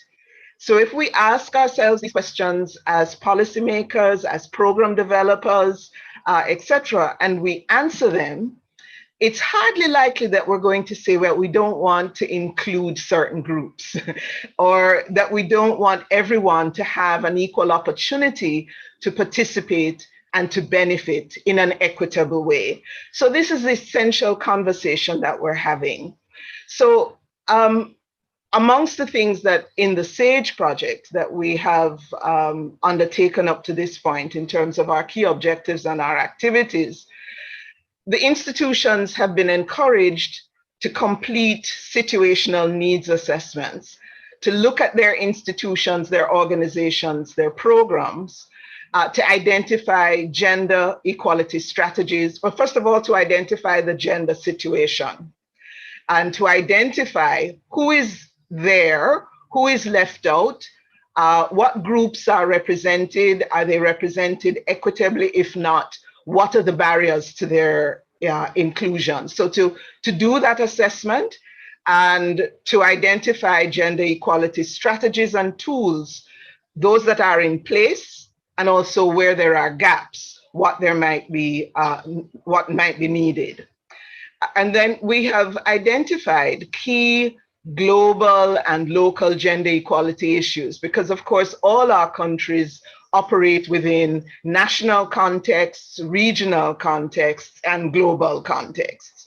So we look at all of those to see where first of all, what's being done, what can we learn, and what can we share.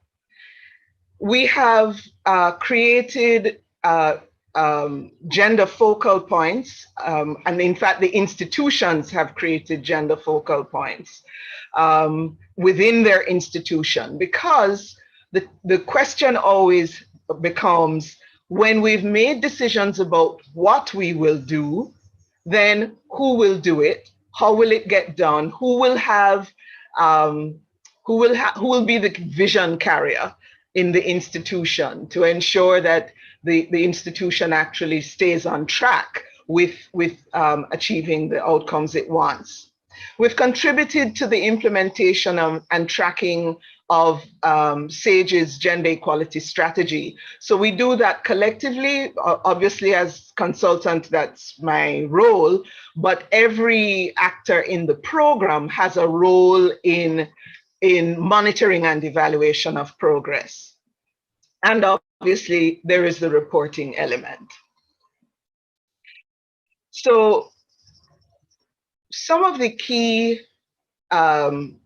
takeaways that we can make note of for ourselves, getting to gender equality and diversity in access to anything, whether it's to training, to employment, or in the context of this discussion to food and agricultural activities, requires a couple of things. One is the awareness of the identity factors that all of us have, that everyone has, and society's attitudes to those identity factors.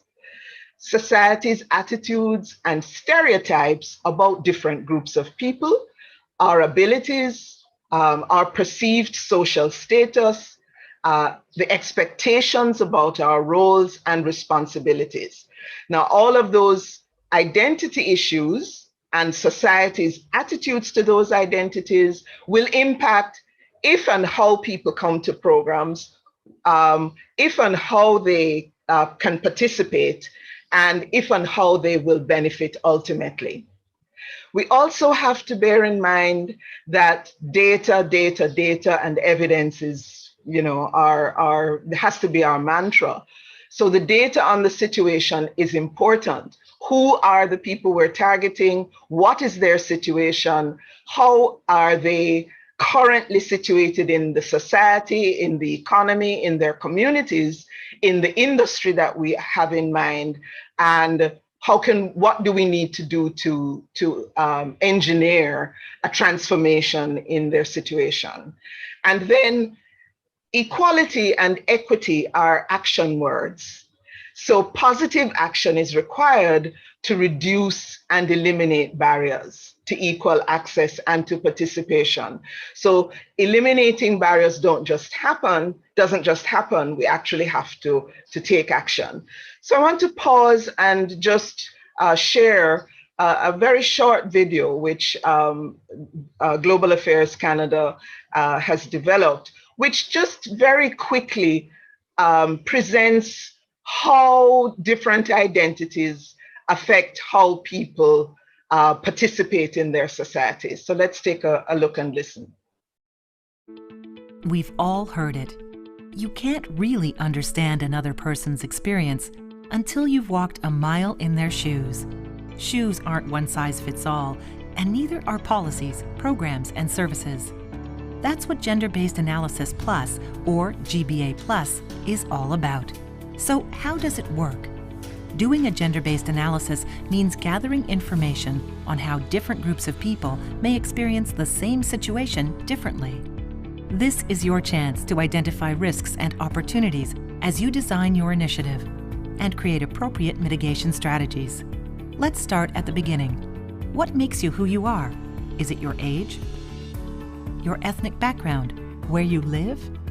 It's all of this and more. These are called identity factors. Sex and gender are two identity factors that are the starting points for GBA+. The terms sex and gender are often used interchangeably, but they are actually separate concepts. Sex refers to a set of biological attributes and is associated with physical and physiological features. Sex is usually categorized as female or male, but there is variation in biological attributes and how those attributes are expressed. Gender, on the other hand, refers to the socially constructed roles, behaviors, expressions, and identities of individuals. Gender helps determine how people perceive themselves and each other, and how they act and interact. It can even have an impact on how power and resources are distributed in a society. We all have multiple identity factors that intersect to make us who we are. This is called intersectionality. The plus in Gender-Based Analysis Plus acknowledges that GBA goes beyond sex and gender. It examines how sex and gender intersect with other identities such as race, ethnicity, religion, age, or mental or physical disability. Use GBA Plus to examine all the intersecting identity factors of diverse groups of people so that you can be more inclusive in your approach to developing, delivering, and evaluating initiatives. Visit Status of Women Canada and check out our Demystifying GBA Plus Job Aid on GCpedia. Information is available upon request for those outside the Government of Canada.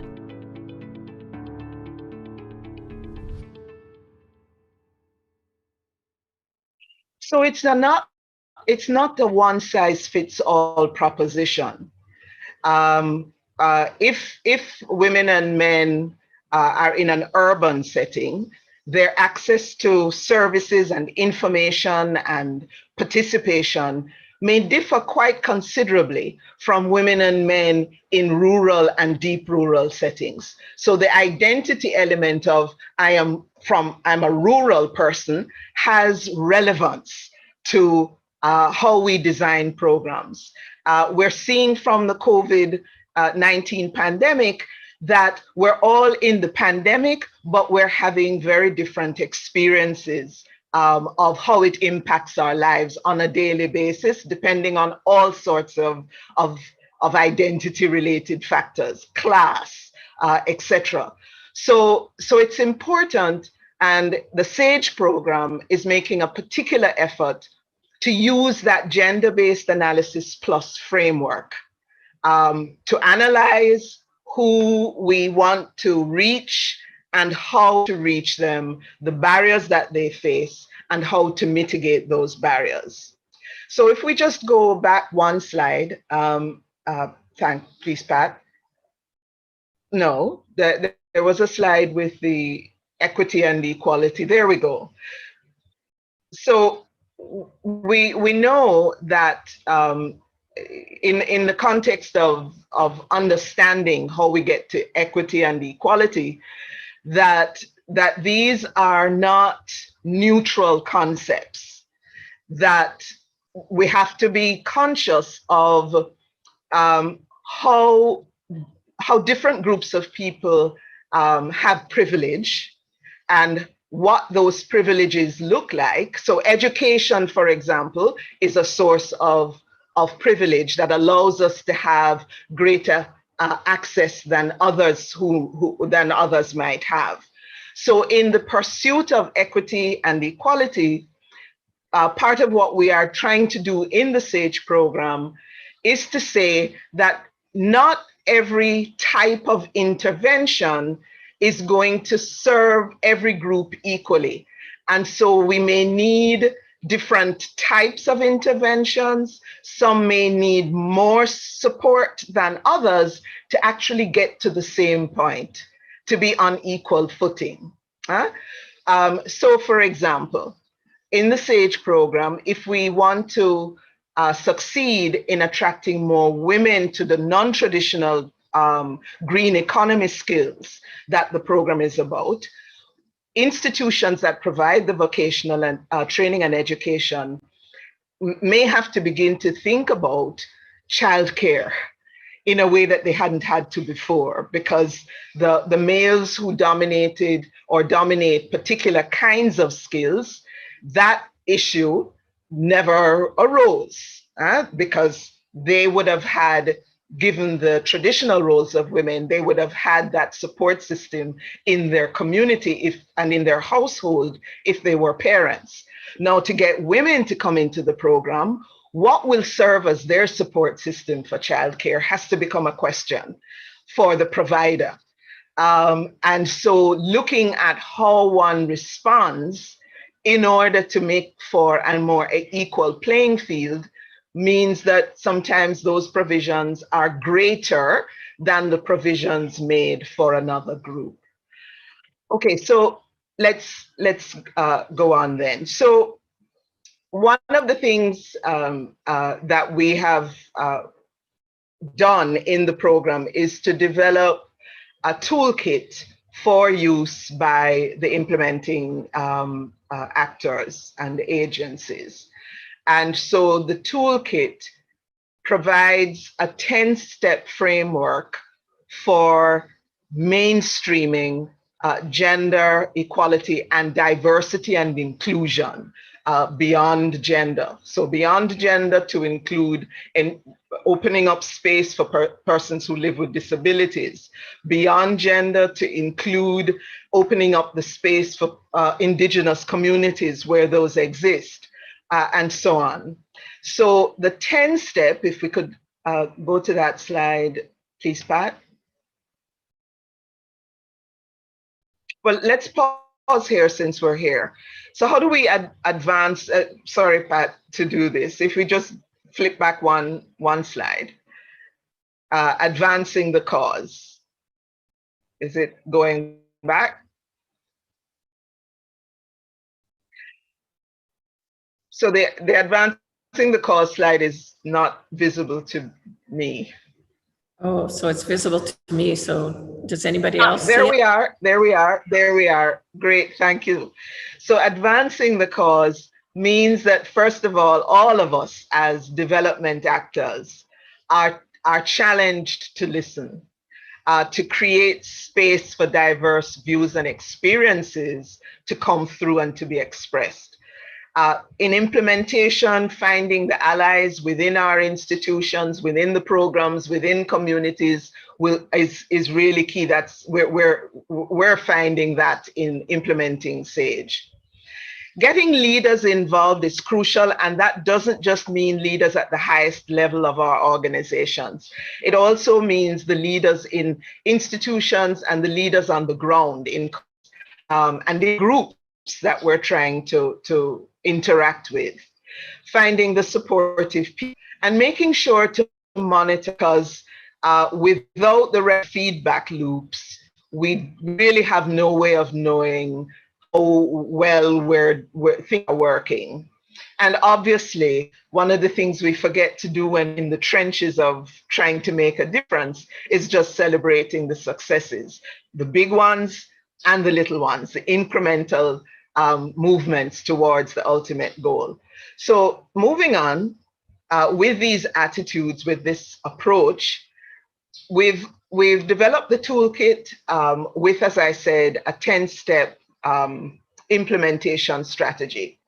So this 10-step framework is, we've proposed it for consideration by the implementing institutions. They're not bound to follow step or to follow it at all, but it's there as a reference for all of us if we're, as we're trying to mainstream gender equality generally and inclusion generally. So step one in the toolkit provides tools and resources that allow for gender-based situational assessment of the program and the project and the institutions. Because as we've said, starting off with knowing what obtains in terms of the data, and we're not just talking about quantitative data, but also qualitative issues.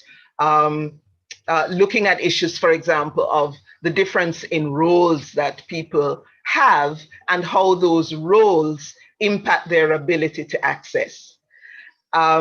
Step two, once we've done the situational analysis of the institution and of the project or of the program, it's also to do the gender-based analysis, the situational analysis of the labor market, and in this case, the food and agriculture and food security and all of those, those sectors.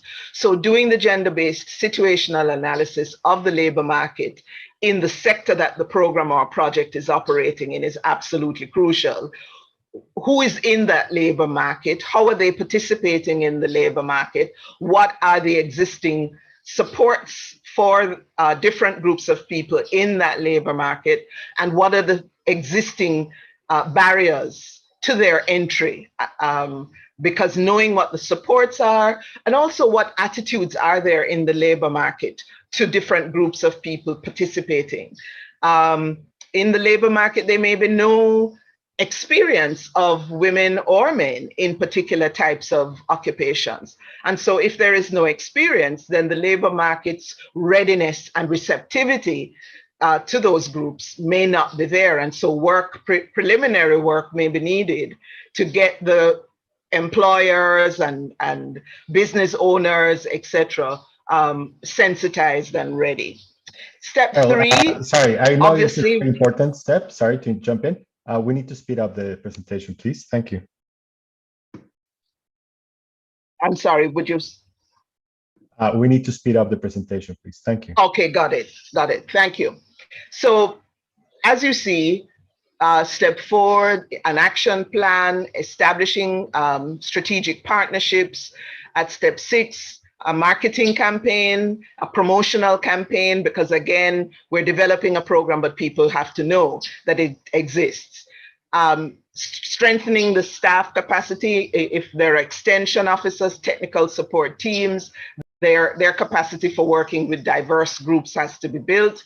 Ensuring diversity considerations in the design of the project. Budget, because of course, depending on what it is we're trying to do, the budget One has to look at the existing budget as well as having determined what supports will be needed, looking at what the budget implications are. And lastly, step 10, developing the inclusion action plan. So once we know what the barriers are, we have to have an action plan for how we're going to mitigate the barriers for different groups of people to participate equitably. So there are elements of the plan. Clearly, we all, as practitioners, know this. We want to set very measurable objectives. There are obviously prioritization that has to happen, action points, specific timeframes have to be set, and so on. So moving on. So there we are. What is it we're hoping for as desired outcomes?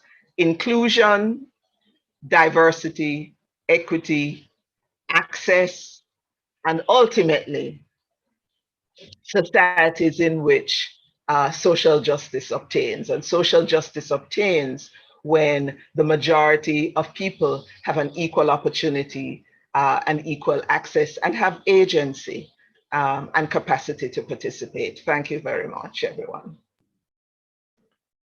Thank you very much, Carol and Pat. It's a very interesting presentation, very informative and excellent video as well. So let me now go into our fourth and final presentation. This presentation is about the tool that has been developed by FAO. It's called Gender Toolkit, Step It Up with Equality. It was developed by FAO and translated from Spanish to English with support from Canada, of course. And Catalina Ivanovic is our gender mainstreaming specialist who will be presenting the toolkit. Catalina specializes in sociocultural studies of food and in the development of public policies, programs, and projects that address food systems and sustainable development. So with that, please, Catalina, let's try to stick to the 15 minutes and then we can have some discussion. Thank you. Thank you, Jacinto. Okay. I'll share my screen now.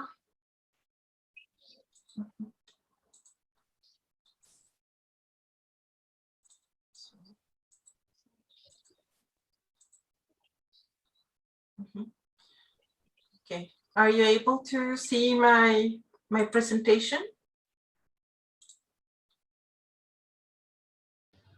Not yet, I can't.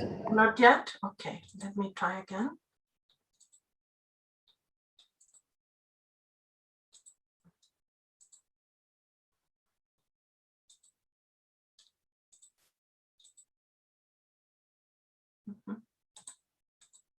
Wow.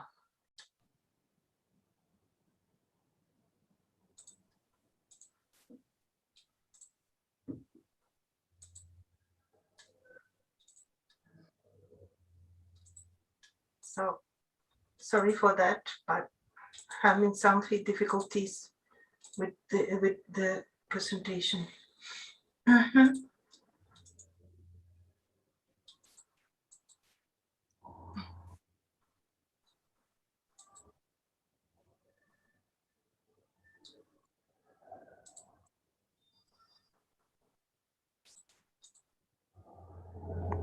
Jacinto, what are you saying at this moment?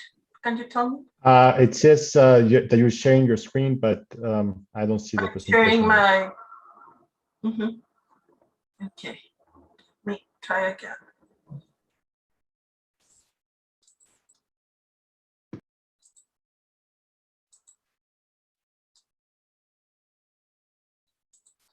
Sorry for this.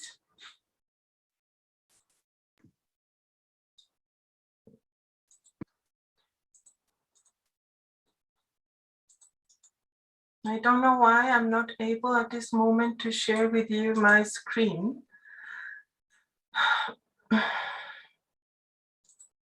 Catalina, probably so could help you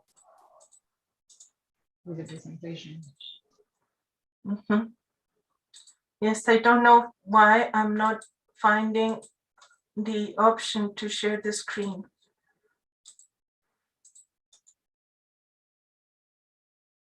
Well,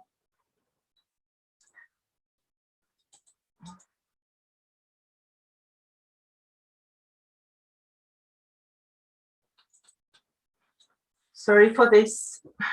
I don't know why I can't share with you the presentation at this moment. Give me a second. I'll try to locate it. Hold on. Give me a second. Mm-hmm.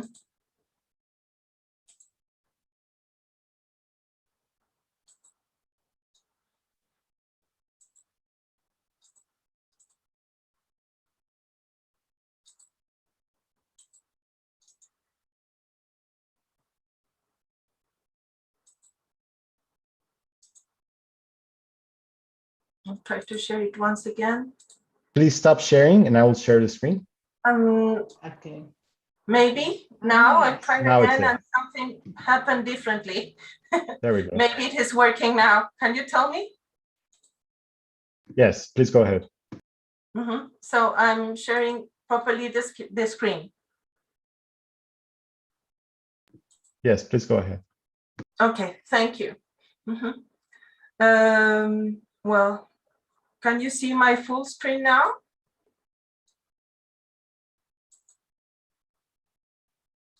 Yes, we can, Kata. Okay, thank you. Mm-hmm. Well, thank you for your time or for your patience. Sorry for the delay with the sharing of the presentation. It's really a pleasure to be able to share with you some key elements for gender mainstreaming in sustainable development projects. As Jacinto already mentioned, we have developed a gender mainstreaming toolkit for FAO personnel that we think that could be used and adopted by government agencies as well as civil society as a good tool to advance with gender mainstreaming. Well, why it's important for us to ask ourselves, why do we need a gender approach in development initiatives linked to climate change? Well, it is quite relevant to understand that climate change threatens with aggravating existing inequalities in rural societies. Women face greater vulnerability in many cases, since they have reduced access to productive resources, such as land, water, fisheries, forests, decent work, and social protection also.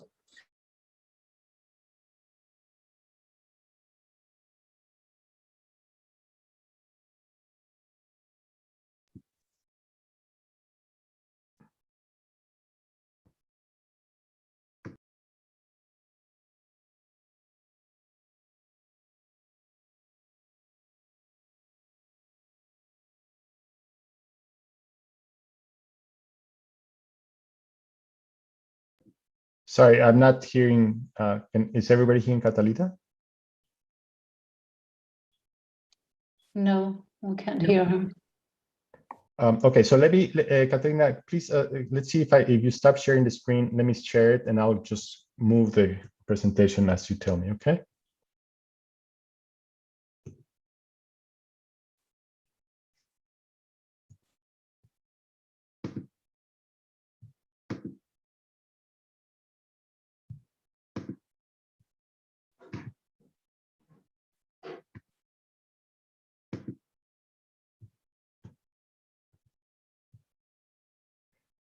I hope you can hear Catalina. Catalina, can you speak? Let's see if we can hear you.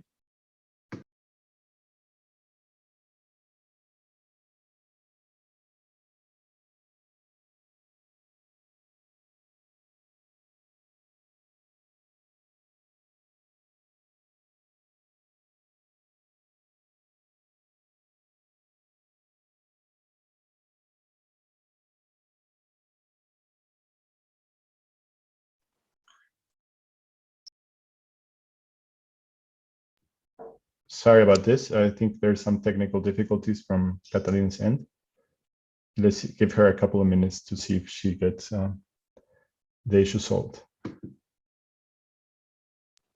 Jacinto, Catalina is facing some issues with her internet connection, but he will be here in a minute.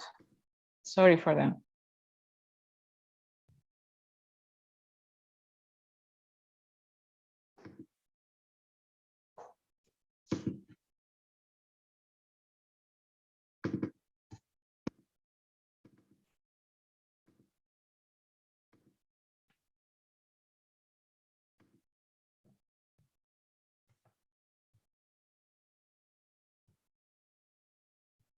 So apologies for that. Sorry, Jacinto, I'm back. Sorry Okay, for the difficulties. Okay, so I'm sharing the screen, so you let me know when you need to change it, okay? Yes, thank you, Jacinto. Sorry for the problems with the connection. I was just talking to myself, saying how important it is to consider how gender inequalities affect women's situation in relation to climate change. Women are usually in a situation of greater vulnerability since they have reduced access to productive resources such as land, water, fisheries, forests, and also have difficulties to access to decent work, social protection, and to markets.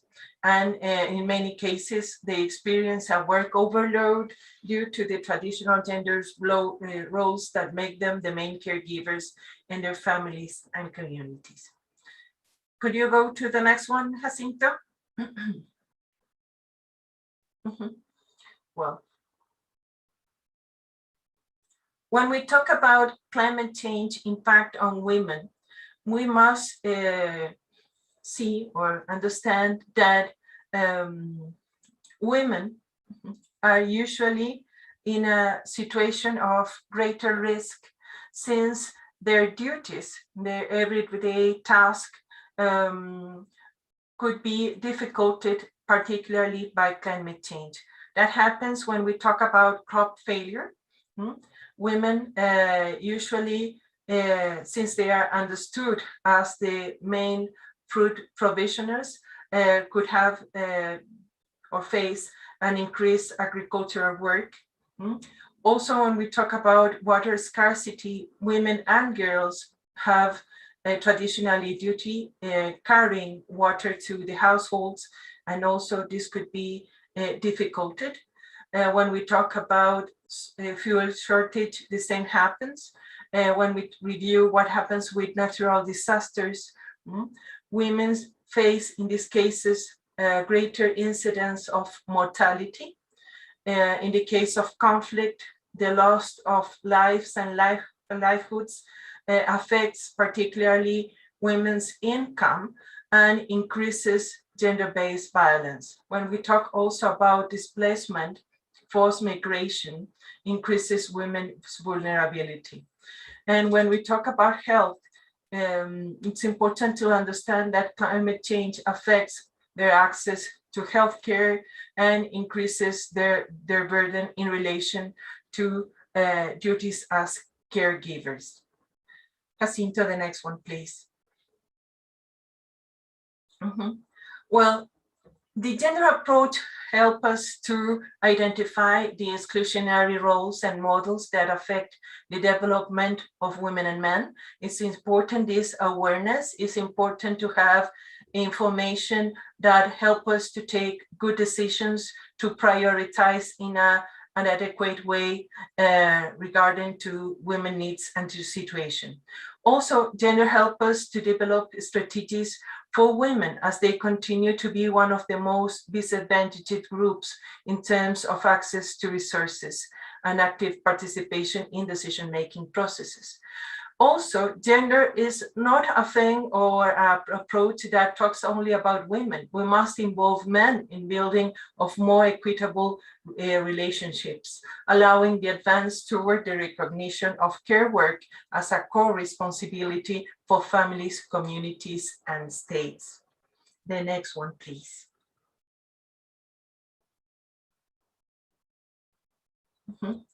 Well, the toolkit we have developed as we said, called Step It Up with Equality, provide us with a set of questions, answers, means, and tools for FAO staff and partners to mainstream gender issues as part of the shared commitment to gender equality and women's empowerment.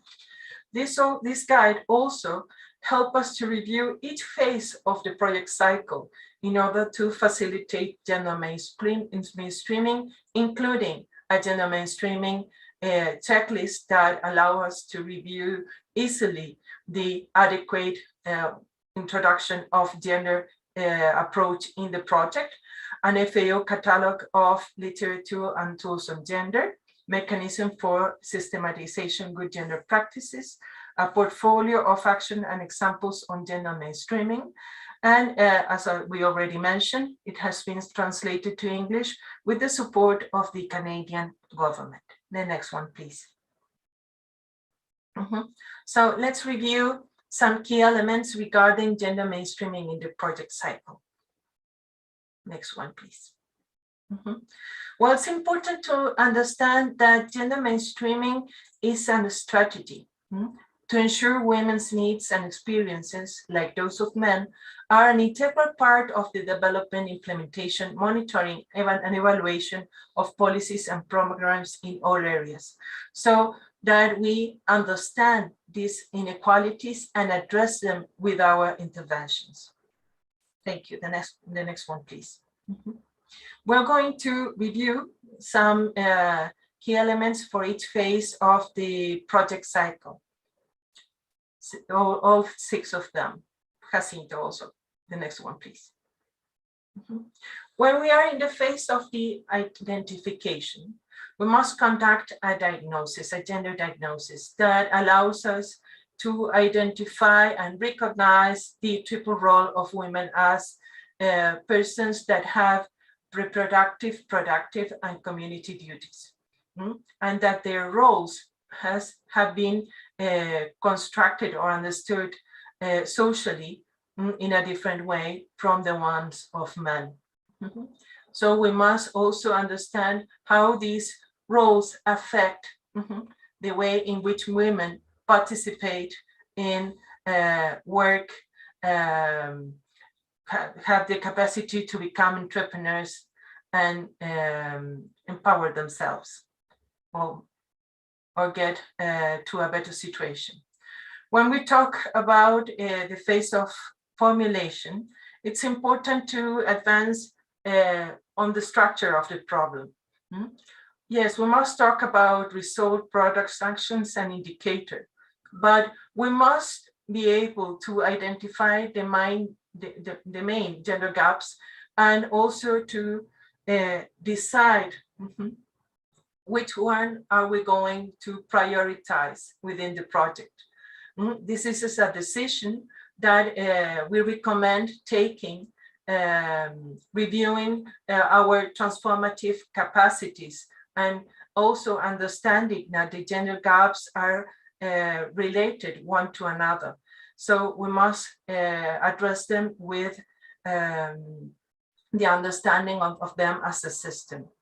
We must also plan for awareness raising and capacity building activities, consider good and transforming indicators that come from better or well-constructed baseline. We need also to allocate budget and resources.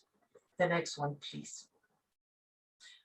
Well, we have passed to the evaluation and approval phase. In this phase, we review the situation of the project in relation to the safeguard related to gender. We must review the project to check that it complies with FAO and counterparts gender equality policies.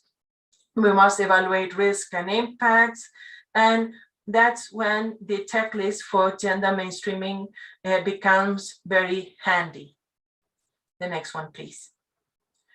When we talk about implementation and monitoring, it's important to understand that we must be able to generate a team that has a strong commitment with gender.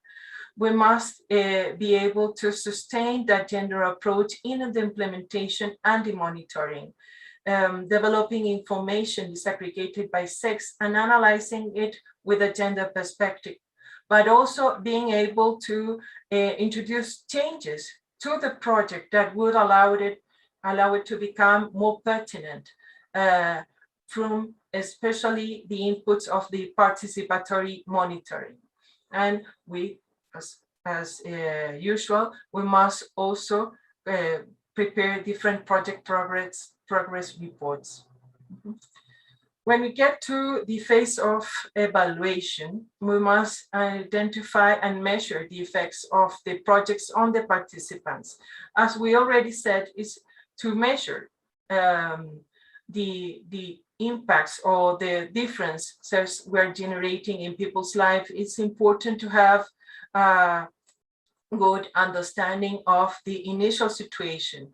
That's why the diagnosis that having a good baseline is a key element. So during the impact evaluation, we must evaluate the effects of the project with a gender approach, and at the moment of the closure, we must be able to identify achievements in terms of inclusion, sustainability, and socioeconomic and gender impacts. Also, we recommend systematizing good gender practices and in generating sex disaggregated data and information that it's important also to analyze with a gender perspective. It's not enough to have gender as an ideal, no? We must also be able to generate gender analysis within our work. When we reach the phase in which we are closing the project, it's important also to identify the lessons learned in relation to gender, especially in the implementation reports, taking care of our indicator and the indicators and their advances. Also, it is important to identify and consider key elements for the formulation of subsequent projects. We have for you there 2 guiding questions.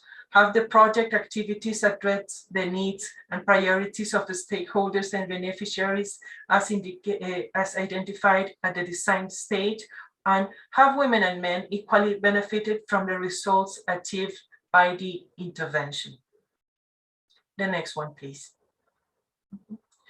I just wanted to point out that the time is now, that ensuring equal access for women to productive resources, climate smart and labor saving technologies and practices is crucial to enhance the sustainability of agriculture, achieve food security and nutrition, eradicate poverty, and build the resilience of rural households and communities. Next one, please. Thank you.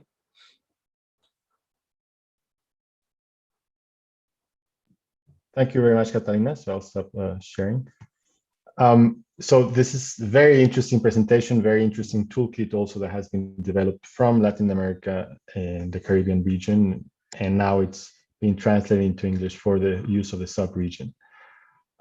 We are a little bit pressed in time, so I would like to go into the question and answer section, maybe spend 5-10 minutes discussing general issues, having some conversations about what has been presented today here.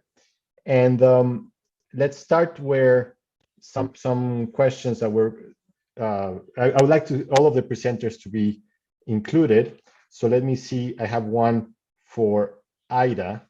I don't know if she's still here because some people had to go, but let's see if Ida can answer. So we have this, in your study, did you encounter the issue where the general interpretation is gender inequality in agriculture is not considered as a major issue in the Caribbean? And if so, how was this addressed? I hope you got it. Let's see. Yes. Okay. Thank you very much. And apologies about what happened before. There was a general blackout where I'm based, so there was no electricity, no internet, no nothing for an hour. So my colleague presented for me, and I'm very grateful to that. On the question about the perception, and I think it has been discussed also by other speakers, the perception that gender inequality is not an issue in the Caribbean goes a little bit back to the whole issue of the data and whether we have, or whether in the Caribbean there are enough statistical capacities to actually generate the data that will show those inequalities in a way that will change perceptions. Because the truth is that, and looking at our study and comparing the Caribbean with the other countries, the other SIDS that we looked at, it is true that overall the Gender Development Index and the Gender Inequality Index and the Caribbean fares better compared to a number of or most of the other SIDS. But when you actually zoom into the differences between rural and urban, when you look at the differences between agriculture and non-agriculture, then you start seeing the differences come out.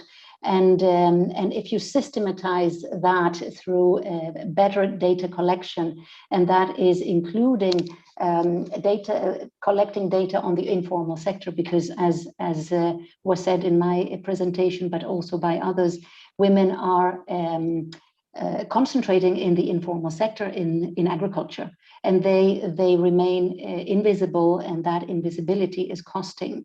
It's costing a lot in terms of proper targeting of interventions to women, but also when women are targeted, they're perhaps not targeted with interventions that meet their particular needs and their particular priorities. So my question to this is, yes, we have encountered this. It's quite often in the Caribbean, and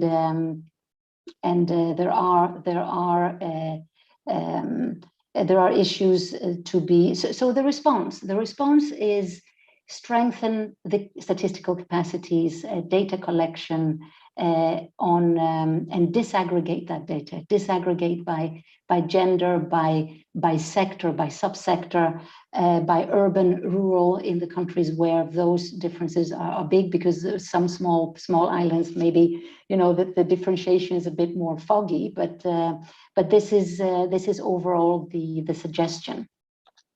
I hope that answered the question. Very much so. Thank you very much, Aida.